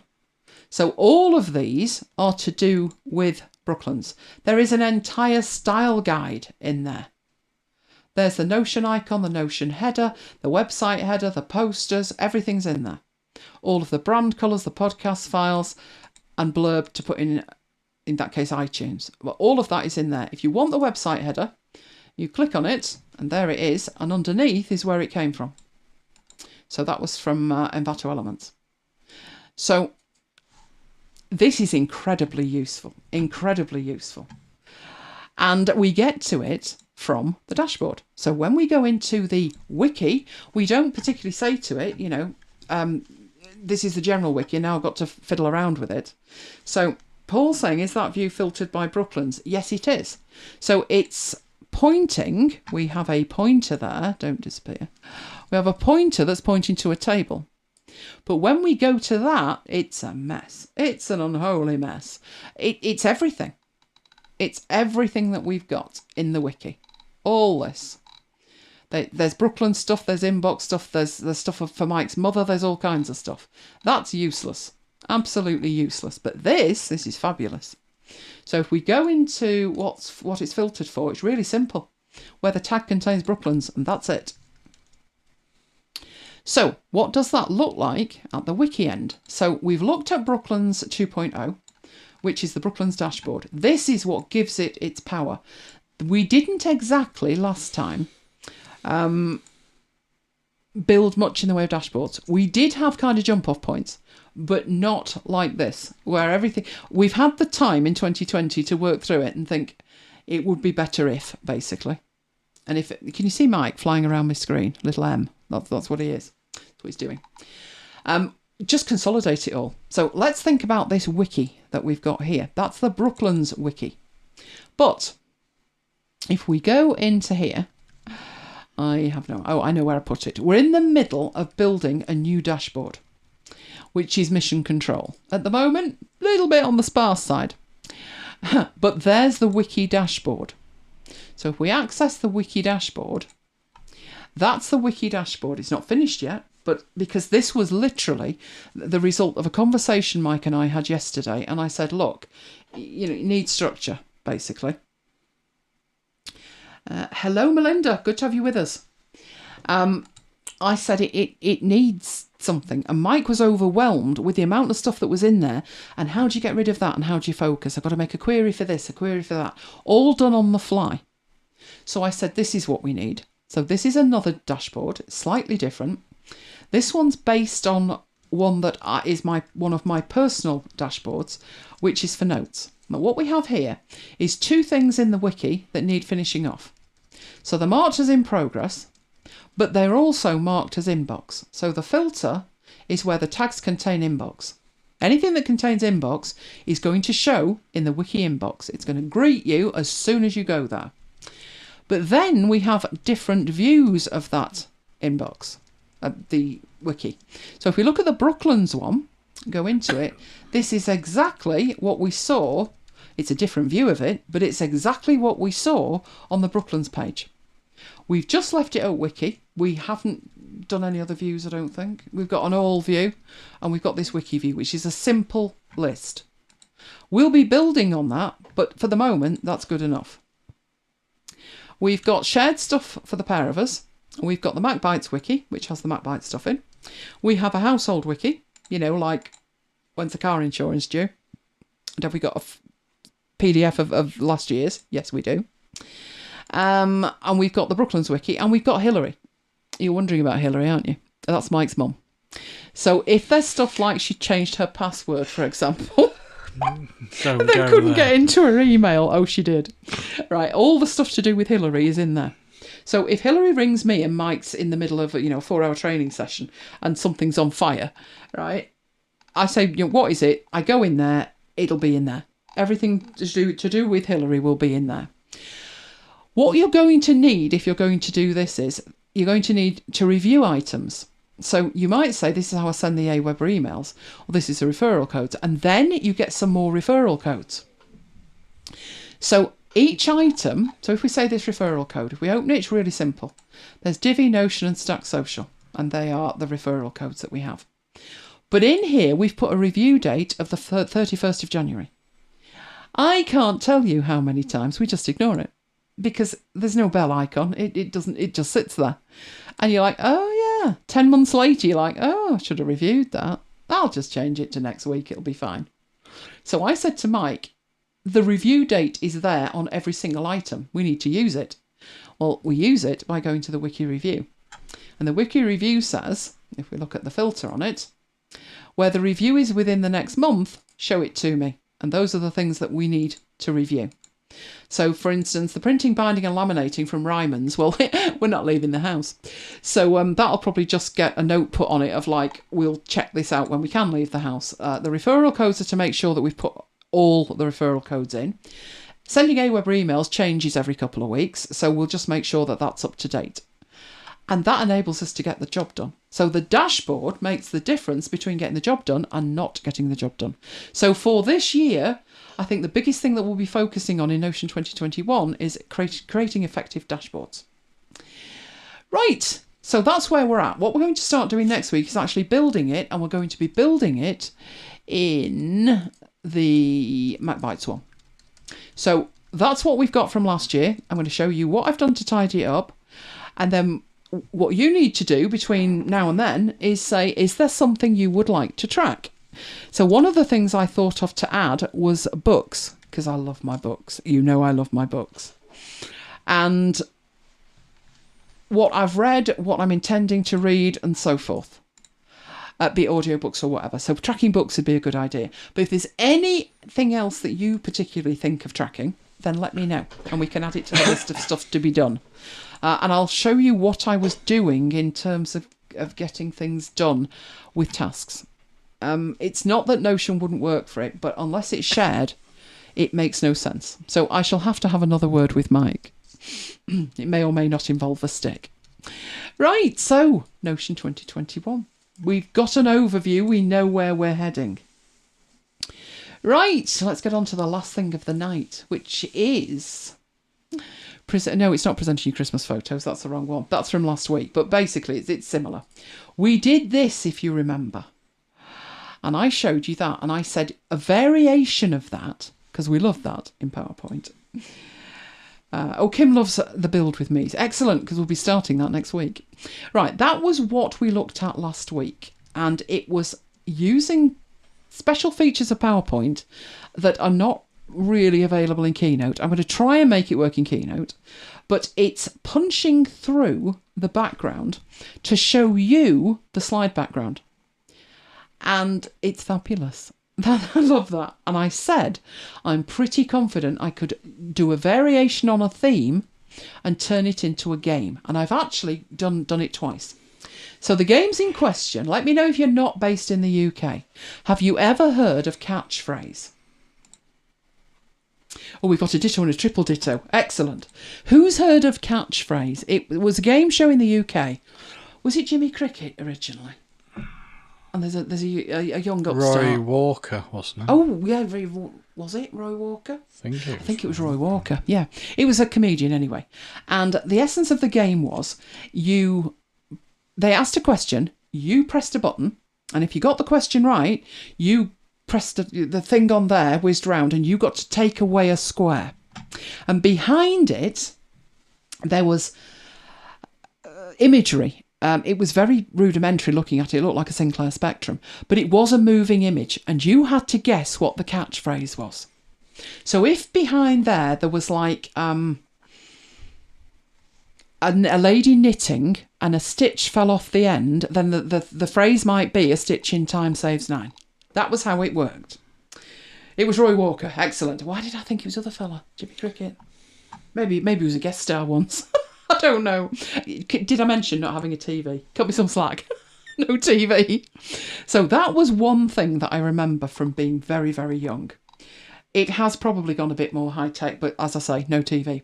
So you're going to have to fill me in on that, Peter. What's changed? Is it better? That was one game. And a variation of that, with that one, you've got one huge image behind it that you're trying to reveal piece by piece. Very, very similar in the UK is A Question of Sport. With them, they have, what do they call it? Picture board. Yeah. The picture board. Now, on the picture board, they actually have 12 icons, squares. You shout out a number, and it reveals one image behind it. And then if you get that question, you shout out another one. Oh, he did used to say, sorry, you're not right. Yeah, that was very annoying, wasn't it? It's all coming back to me now. Right, so those were two games that I thought of. So let's go and have a look at how we actually do that. Right, that was silly of me, wasn't it? I need to come out of PowerPoint because, I need to use it. That would be a good idea. Right, I've already got a file set up. So I have, in fact, it would appear I've got two. Right, I'll show it you first. So this is what I mean, and then I'll show you how to build it. Right, so let's get that up there. So that's what it looks like. What we want to be able to do with that is shout a number out. And then when we click on it, that bit disappears. And you've got to guess what's behind it. So, do we have any early guesses as to what this might actually be? Apart from some flowers. I'm going to have a drink while you have a contemplation of it. I could reveal another one. Should we go for number 3? Can you see that yet, Mike? No. You see, you're so far behind me by the time I've finished. Flowers. Shall we do another one? No, let's do 7. Oh, there's a clue in 7. There's a clue in 7. If you can spot it. Oh, Jonathan, he's on fire tonight. He is on fire. Right, let's get the rest out. In fact, I think if I click 5, you might get it. The animation jumped in the 21st century. Oh, I'm going to have to see this, aren't I? Look at that, Jonathan. X-ray vision as well. It's a Samoyed puppy. Look at that. So that was done with a variation on a theme. A variation. So let's have a look how we put that together. Right, I do have an empty file over here, so I'm going to bring that on so we can see the empty file, and I've got this empty thing at the bottom. Right, so to actually replicate that completely, That one was number 5. That one was. But to replicate it completely, let's start with the Samoyed, which I think's in my download folder. So let's go get the Samoyed. There he is. Cutest face. Right, first thing with that is you don't want to be stretching that image and generally fiddling around with it. So my conversion to PowerPoint, to the PowerPoint cult, Mike thinks I've turned Bertie, was complete when I found I could click a button and it gave me a 16:9 ratio. Oh, such a time saver. So we'll cut the little Samoyed away and we will click on Format Background, choose Picture and paste from the clipboard. And boom, little Sammy's in the background. I can drag and whatever, it doesn't move the Sammy. That's why I do it that way rather than do a manual crop and start fiddling around. I could just take an image, and in this case it would have worked. I could take an image that wasn't 16:9 and use it as the background image, and it would just crop the top and bottom off. For this image that would work, but for some images it doesn't. So that's why I crop it manually first. But now we have the background. Woohoo! Now we need to create the pieces that we're going to cover the background with. Which in PowerPoint, that's where it starts to fall down. Yes, I can create a shape. So very simply, draw a shape. What size does that need to be? Oh, that's really simple. It needs to be 1/3 of the height and 1/3 of the width. What would that be? Oh, that would be measured in centimetres. Really? It's a screen. And we don't measure screens in centimetres, but PowerPoint does. So how do I fix that? How do I work out what 1/3 is? If it was quarters, it would be a whole lot easier, but it's thirds. So I could take that and move it to the middle, but I wouldn't know if that was the right width. There is an easy way. Well, it's not easy, but once you know how to do it. If you take that and you make it the full size. Right, I need it to be 1/3 of that. Well, up here it tells me it's 1905 by 3387. Then I have to divide that by 3. Let me save you the trouble here. Right, the height of it needs to be 6.35 and the width of it needs to be 11.29.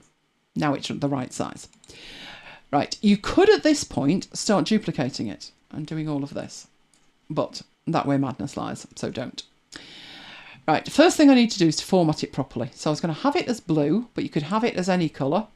These happen to be the defaults in here.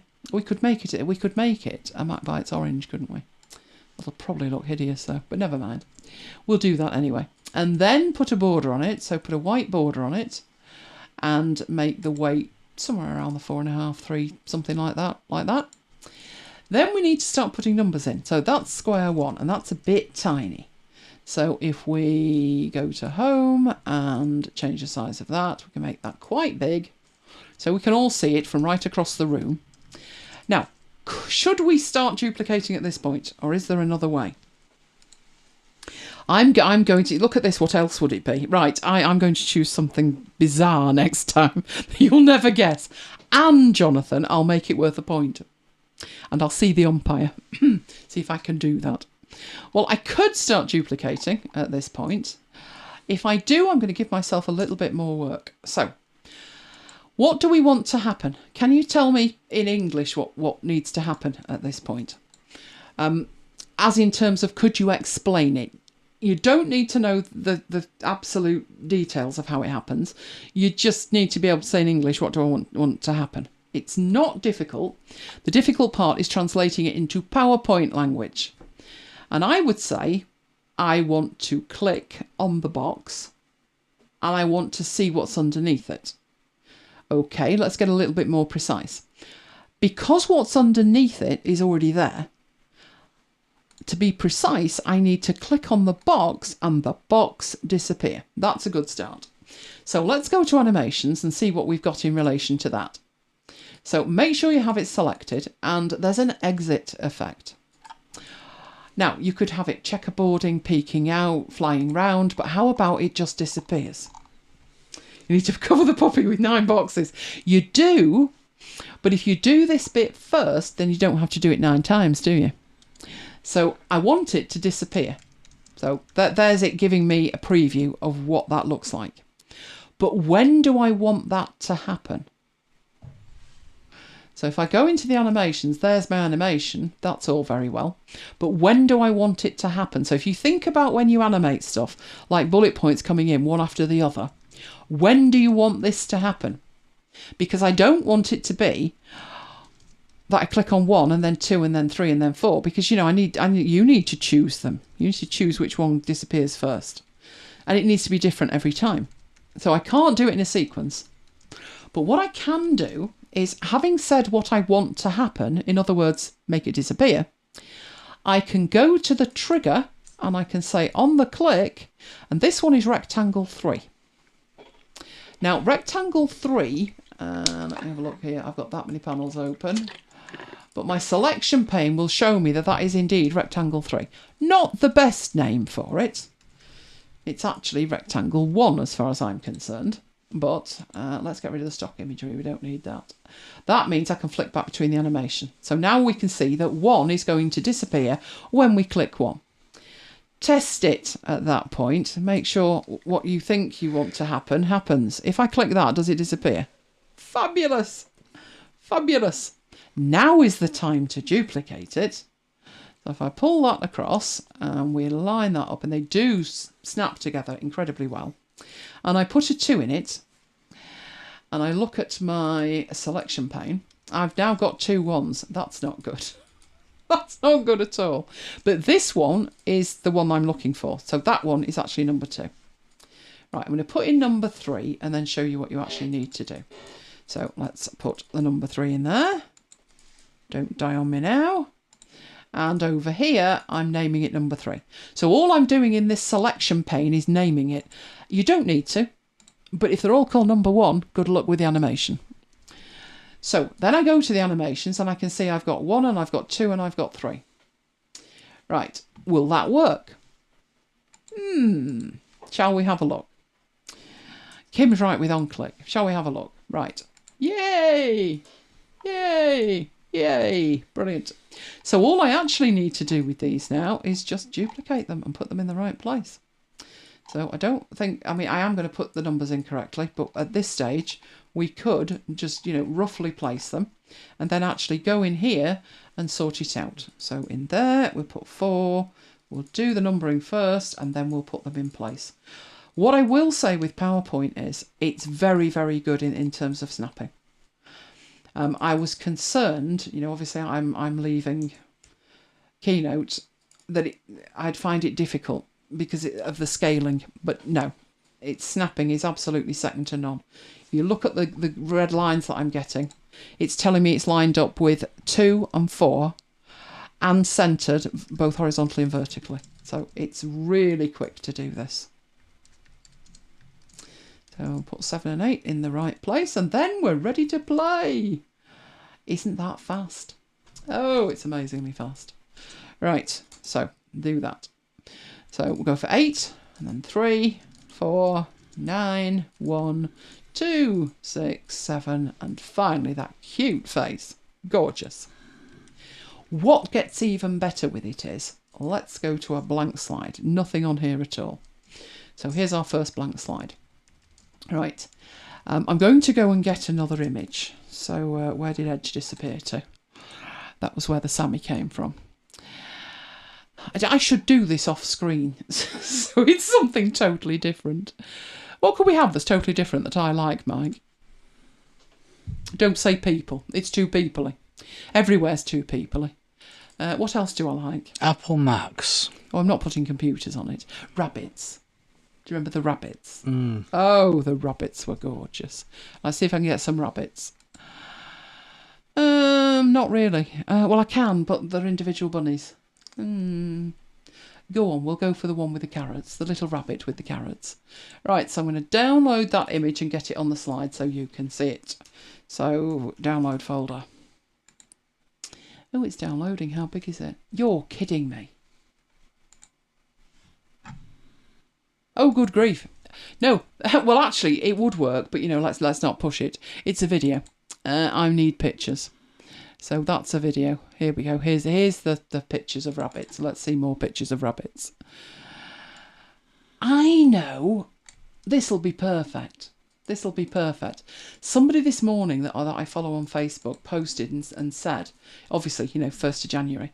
I think it was Sainsbury's. The Easter eggs were out. So we'll do the Easter egg thing. Now, what I'll show you with this is why it may not work too well if you do it the lazy way. Which is if I cut that image, it is not 16:9. If it was, it would fill the slide.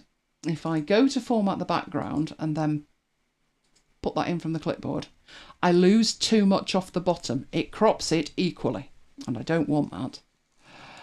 So if I paste it in there and I do my own 16:9 crop, I can pull that up so I get a lot of the bottom in, which means I'm not losing as much of the actual content. And then do exactly the same. Cut it away, go into the content of it and say use from the clipboard. And I've got the right thing. Excellent. Now, what we need to do now... Oh, a panda. Why didn't I think of a panda? Crying out loud. A panda. Next week. Right, so we've got the bunny rabbits in anyway. They actually look like socks, don't they? Bizarre looking socks. Or deformed gloves. Right, I need to basically do the same thing again then. Which is going to be time consuming, isn't it? Unless I just whip back in here and take all of these. In fact, do I even need to do that? No. I can just Command and A. Because the only thing on that slide are those shapes. The image is in the background and it's locked and it won't copy anyway. And then go in there and paste them. And boom, I'm ready to go. Now we have bunny rabbits appearing. Exactly the same. And if I want to change that, because blue would actually work quite nicely now, wouldn't it? They're all selected. So I could go to, and this gets me every time, it will move things. Shape format, colours, fill. That would work nicely if it was a pretty blue, wouldn't it? Like that, because it would match the background a lot. There we go. And how that couldn't be faster, could it? So I've put 9 on there. But if you wanted to put like 12 or any, a huge number, because you're going to have like something tiny behind it, or you're playing, maybe it's a game that you're putting out for a lot of children and you want more than 9, do it once. Do not delete the file, because you can just copy and paste and you're done. You can reformat it, all kinds of things. So that one is the catchphrase one. Jonathan, you do realise you're saying nice and I like that about PowerPoint a lot. When 4 weeks ago it was I'm not touching that on pain of death. Just saying. That one you probably could do in Keynote, to be honest. I haven't investigated that yet. Now the other one was fractionally different.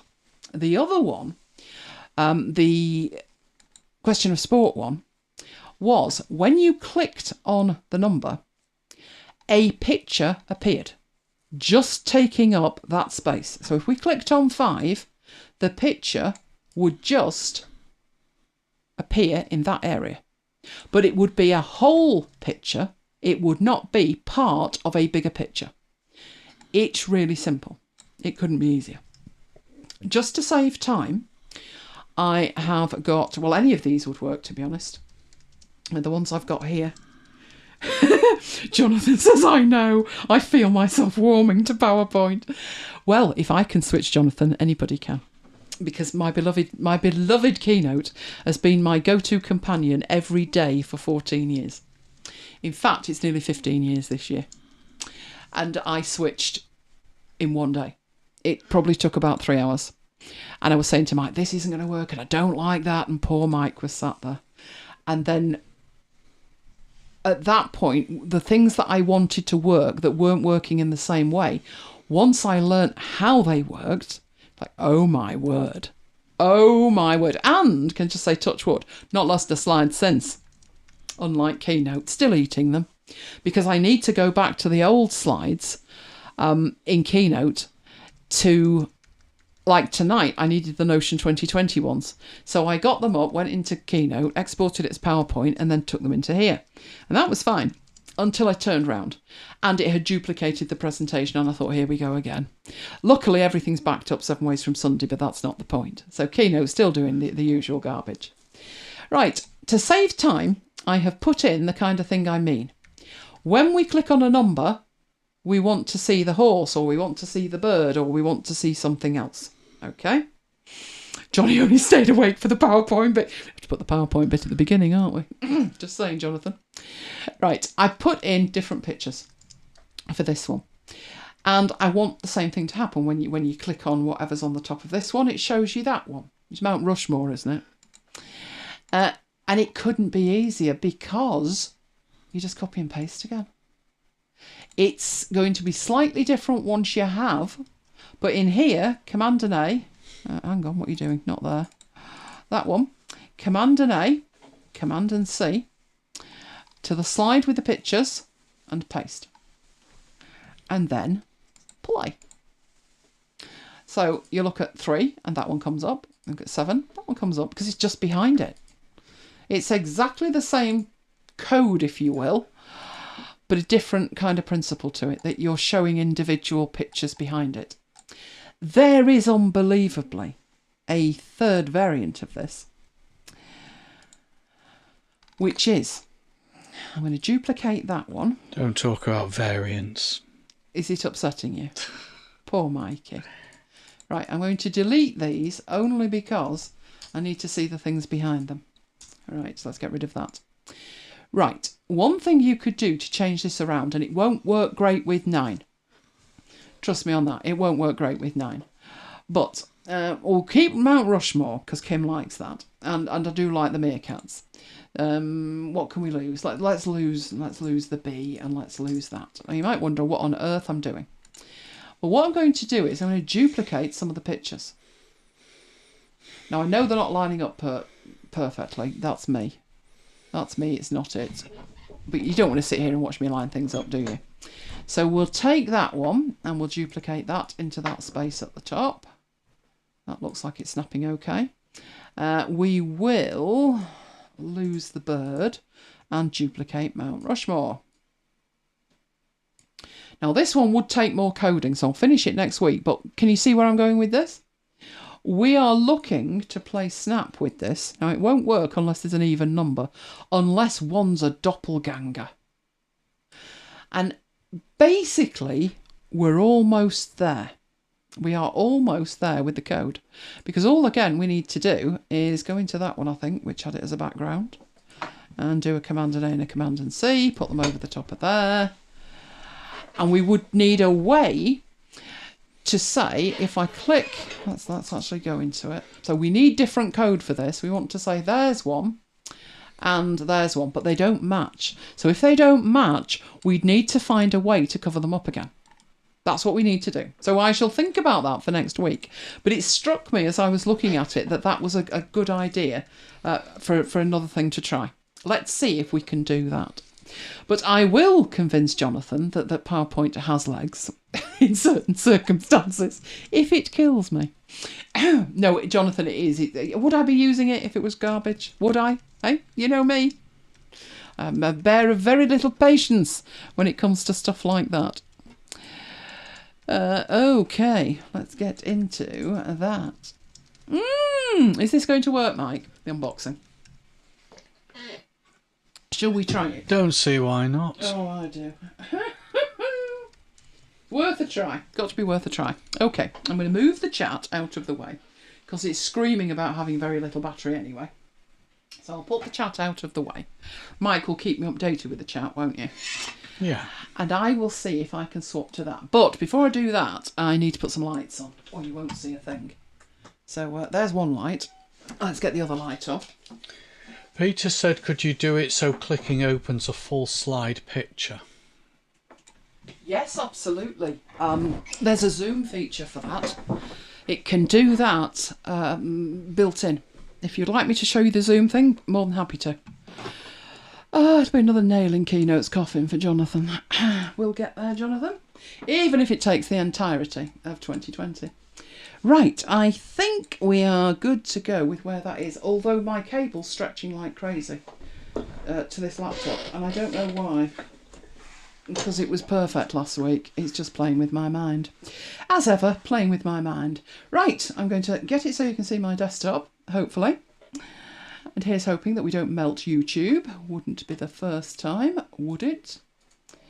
There we go. If we do, we'll see you next week. Yeah, if we do, we'll see you next week. Look, post-it notes, lime green post-it notes. Oh, and iPod socks. They don't make these anymore, you know, and they're fabulous. It's one of my little dictaphones. Definitely need. Who doesn't need iPod socks? Right, have you got the toys? Yeah. Am I opening yours or are you opening yours? You can open them both. I have a toy. There we go. What? I was waiting for it to appear. Oh, it's appeared. It's appeared. It's appeared. This one is actually mine. It's got my name on that one. So we'll open that. There it is. This is techie. This is techie. I know this is techie. There we go. Who knows what that is? I'm hoping Jonathan has got one of these. Otherwise, the next bit won't make any sense. Oh, look at that. Yes, it's due. It's due in February. So what we did was, at Christmas, when it came on offer, we paid the princely sum of £44 for that, instead of £79. It used to say Office 365, but now it's Microsoft 365. And you do go for the family one. So what was the old one? Not personal. Wasn't business, was it? Home. Yeah. But now it actually says family, but that's the one that gives you 6 terabytes of storage. So it says up to 6 people, 12-month subscription, PC, Mac, mobile, premium Office apps, cloud storage, added security. So I just need to get that on there. So it's got all the information on the back. Make it so you can see that. Hopefully that's focusing. Maybe it's not. I don't know. I can't tell. I've got my glasses on. I can't tell if that's focusing or not. I'll tell you in a but minute. That's what it is. And Mike's got one. Can I open that? No, I'm going to open it. Do you want to sit here? Oh, God, you open it. It should be exactly the same. In fact, if it's not... Yeah, it's focusing. In and out. In and out. In and out. There we go. It's exactly the same thing. I hope. If it's not, we've got problems. No, it's exactly the same, Mike. There you go. You are invited to use Office. So there we go. So normally I wait until about the middle of February to put that on. But you can have, is it 5? You can activate multiple ones of these. I think it's 5. So if you get a really good deal, then you can pay for next year while you're at it and activate it and put that on as well.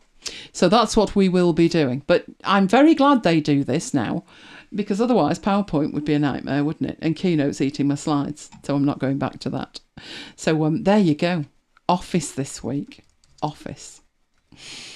You share yours with your mother, don't you? I do. Yeah, I need to share it with myself so I can get my 6 terabytes of all my storage. I definitely need to do that. So that's what we've got this week. Isn't the desk tidy? Johnny's got it through work. However you get it doesn't really matter, does it, as long as you've got it. There you go, Mike. That one was yours. Oh, thanks. You can have it back now. I've unboxed it. I'm very generous, aren't I? Yeah, there's still cellophane on it. There is still cellophane on it. Yes. So I could unbox the cellophane. You could unbox the cellophane if you like. I'm gonna go in mine and have a look. It's usually a card, like a credit card with a number on it. So I have to be careful I don't flash the number around. Somebody activates it before me. But I trust you guys. Let's go into it and have a look. Here we go. Shiny, shiny, shiny, shiny. Get rid of all of this. Come on, let me in. Let me in. There we go. Oh, it's all wrapped up in here. Hang on. There we go. It usually slips out. There it is. Your Microsoft 365. And in there, you get your little card. That's got sticky stuff on it. I think that's supposed to be stuck down inside. But it's not. So it literally tells you just what to do. Oh, look, you can write your password down. Sign in with your Microsoft account. Put your email and password down here so you don't forget it. I hadn't forgotten it. It wouldn't let me in anyway. But the bit you need is this bit here, which is a credit card, which has got the number on it. So as and when I'm ready to sort that out, I will pull that out and do the deed and allocate it to my account, and I'll be sorted till February next year. Oh, isn't that fantastic? We have got more unboxings, haven't we, for next week? Just a few. I'm sure I can find one or two. Yes, I'm sure you can, Mike. I'm sure you can. So let's switch back into there. Oh, yes, we've got something very important to do, haven't we? Do I need to go to there first? Let's assume I do. Let's assume I do need to go into there. That was the unboxing. We, of course, will be back with you next week. Show 110. Do you know there was 52 after hours last year? It's rather impressive, isn't it? I'm impressed with it. But we'll be back on the 8th of January. The year's already racing away. When I think of the 8th, and I've just done the church newsletter for the 3rd, and I'm checking the readings for the 9th, I'm thinking, no, the 10th. I'm thinking, good grief, that's the middle of January right there. Yes, it is. It's scary. We've done our prepping for Notion, so we'll be heading into Notion at that point. In the meanwhile, you can follow our adventures daily on Marooned at MacBites headquarters, which is fast heading to its first birthday. Jonathan never thought he'd see the day, but it's there. And what's more, I haven't done today's show, but I am bang up to date for the entire year. It's amazing. So if you've missed any, do a Tracy and listen on Marooned at MacBites headquarters marathon. That would take some time. We'll work out how long that would take and then you can do it. But if you want to listen on demand, that's the URL for the feed. And you can do just that. Well, we love you guys if you love us. Can you give us a thumbs up? It really makes a difference. Particularly if you've enjoyed it in 1080. Which, my machine, not melted yet. That's pretty good. Not melted yet. Not yet. In the meanwhile, while you're doing that, I will at some point get round to sending a mail out. Like with reminders and things. If I hadn't have been so hectically busy. But there will be mails from elainegiles.com/VIP. There's also the MacBites mail, even though the Advent thing's over. If you want to know about all things MacBites, you need to go to macbites.co.uk/MacBites-mail. We are also in Slack. Every single day, 24/7, that's available. It's where we carry on the conversation. And we do have some conversations, don't we, Mike? Absolutely we do. And to get there, you need to go to macbites.co.uk/Slack. The Marooned all takes place on MacBites FM. So that's really the only place you need to be. So the last thing we need to do is go to there and go to there. And for the last time, for 2020, that was where we finished. That was where we finished. Now, Jonathan's still awake, isn't he? And Kim decided unilaterally, double pointer. I'm not at all sure where this came from. This puts pressure on me greatly, doesn't it? But shall we go with it, Mike? Yeah. Why not? Give the lad a fighting chance. So we're actually going live to take this down now. Make sure there's a screenshot of that, Mike, so we know what the score actually was. But we're going to reset. We're going to reset to 0. And is Jonathan still awake? Are we calling it? Are we calling it and giving him 2 points? Because really we're starting there, aren't we? That's where we're starting. But 2 points on a bank holiday. I would have thought 2 points would be better not on a bank holiday because he's had time for a sleep. But we'll see. We'll go with 2 for today, with it being New Year's Day, and we'll see how it all pans out. There you go, Jonathan. Now, take a screenshot. That might never, ever, ever happen again. It's going to depend, because I've got all the rules that Kim put in, and we need to finalise the rules and see where we're at with it. But at the moment, I think that's the best it's ever, ever, ever been. I'm hoping that's the best it's ever, ever, ever going to get to. But who knows? This year could be Jonathan's year. You never know, do you, Mike? So well done, Jonathan. Well done for staying awake. What have I got on here now? Oh, that's today. That's not going to do me any good, is it? Right, let's do that and let's do that. Where on earth are we at? Let's get rid of that. Oh, that's interesting. Do you know, I love it when things should work and they don't work, etc. But let's do that. We'll be back next week. So now I need to see the chat because I can't see the chat at all. But I could do if I took that down. So where are we at? Is he happy? He says, can we end the competition there? No. Kim's put the cup on that. I'll put that on next week, Kim. I will find a cup and put that on. Good night, Paul. Night, Peter. Right, I'm scrolling. And Danny. Yes, good night, Peter. Good night, Annie. Good to have you with us. Let's have a look. No, we definitely can't end it there, Jonathan. That would be cheating. I'm going to drag you straight to the end of the year. Paul says it worked well at 1080. Excellent. Well, in that case, when I make the next third of the year, I will make them at 1080. There you go. Jonathan loved it in 1080. Excellent, excellent. Ooh, Kim got it through the military good price. That's a great idea, actually, isn't it? That is a good idea. We have a card over here that military... Now, I think it's military and their families get. And it gives you a discount off certain eateries. And one of them that didn't know about it was Bramley Farm, where we used to go for breakfast, etc. Do you remember, Mike? We went last New Year's Day. Popped up this morning. We did. And reminded me. And they didn't do it. But James, Lisa's husband, is in the army. The army, RAF. isn't it? The RAF, that's right. So they said, why don't you take the military cards? And they said, what military cards? So James went in with his military cards so they could get all the details, and they now take military cards. That's brilliant. I'm loving that. Tracy's still about 100 maroons behind, but you're catching up, Tracy. You're doing fantastic. And you're making me work as well, which I like. What was the show for this and what was the drive for that? I have got the links for the drives. Reason I haven't replied yet is the one that I bought, it wouldn't be cost effective to buy that one at the minute. They've got a 16 terabyte one. So I'm collating the links together and I will put that in Slack as soon as I can. Oh, Paul had good use with the 1080p. Excellent. We will stick with it then. I'm sure we'll have sticking points. Like we had sticking points with Notion, and that was nothing to do with me. That was them. Been like that all day. In fact, I said to you yesterday it was shocking, didn't I? When it goes like that, there's an update. It's as simple as that. They're running like on half power while they roll out the update and then say, look, shiny. So hopefully that's what they're up to. Text isn't multicoloured in 1080. Oh, okay. The other machine wouldn't have taken it. There's no way it could barely cope with 720.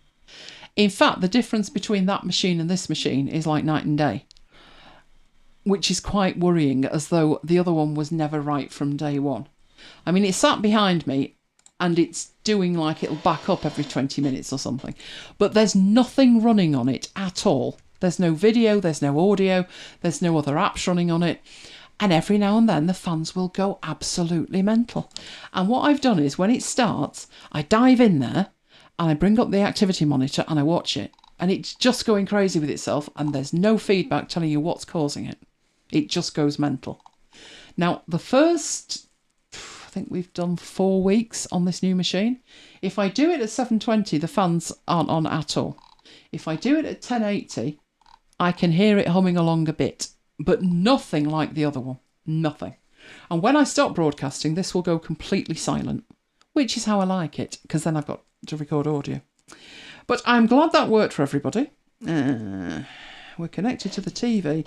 It shows in multicolour on there. Well, as long as it isn't in multicolour in 1080, then we're doing well. It was a test because I need to work out what resolution I'm running in that will work at 1080. Because a Mac, I can make the Mac 1080, but when I do, it has what's called high DPI resolution, but not at 1080. So when I put it in 1080, if I shared that, it's blurred. I can see it's blurred, sat in front of it. So there's no way I can set the broadcast to 1080 and the Mac to 1080. This is a nightmare. It really is an absolute nightmare. I'm not surprised. I see videos where people have recorded the entire Mac screen.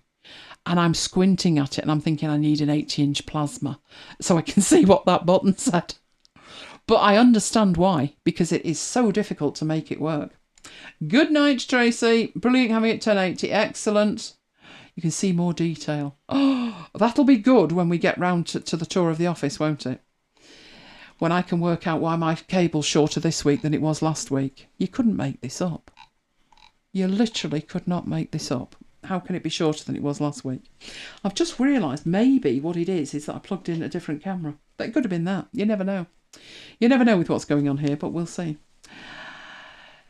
Did you talk about the new machines base specs already? Probably on the podcast, Charles, but we are still intending. We need more holiday, Mike. About another 2 months should do it. We will be putting up the pictures and stuff and the video that we took. So fingers crossed for next week at 1080p. Now we know it's working. So we basically spec'd up everything as far as it could go except the RAM. But I will find out where we talked about the RAM and then we will talk about the rest of it next week. That's the plan anyway. Excellent.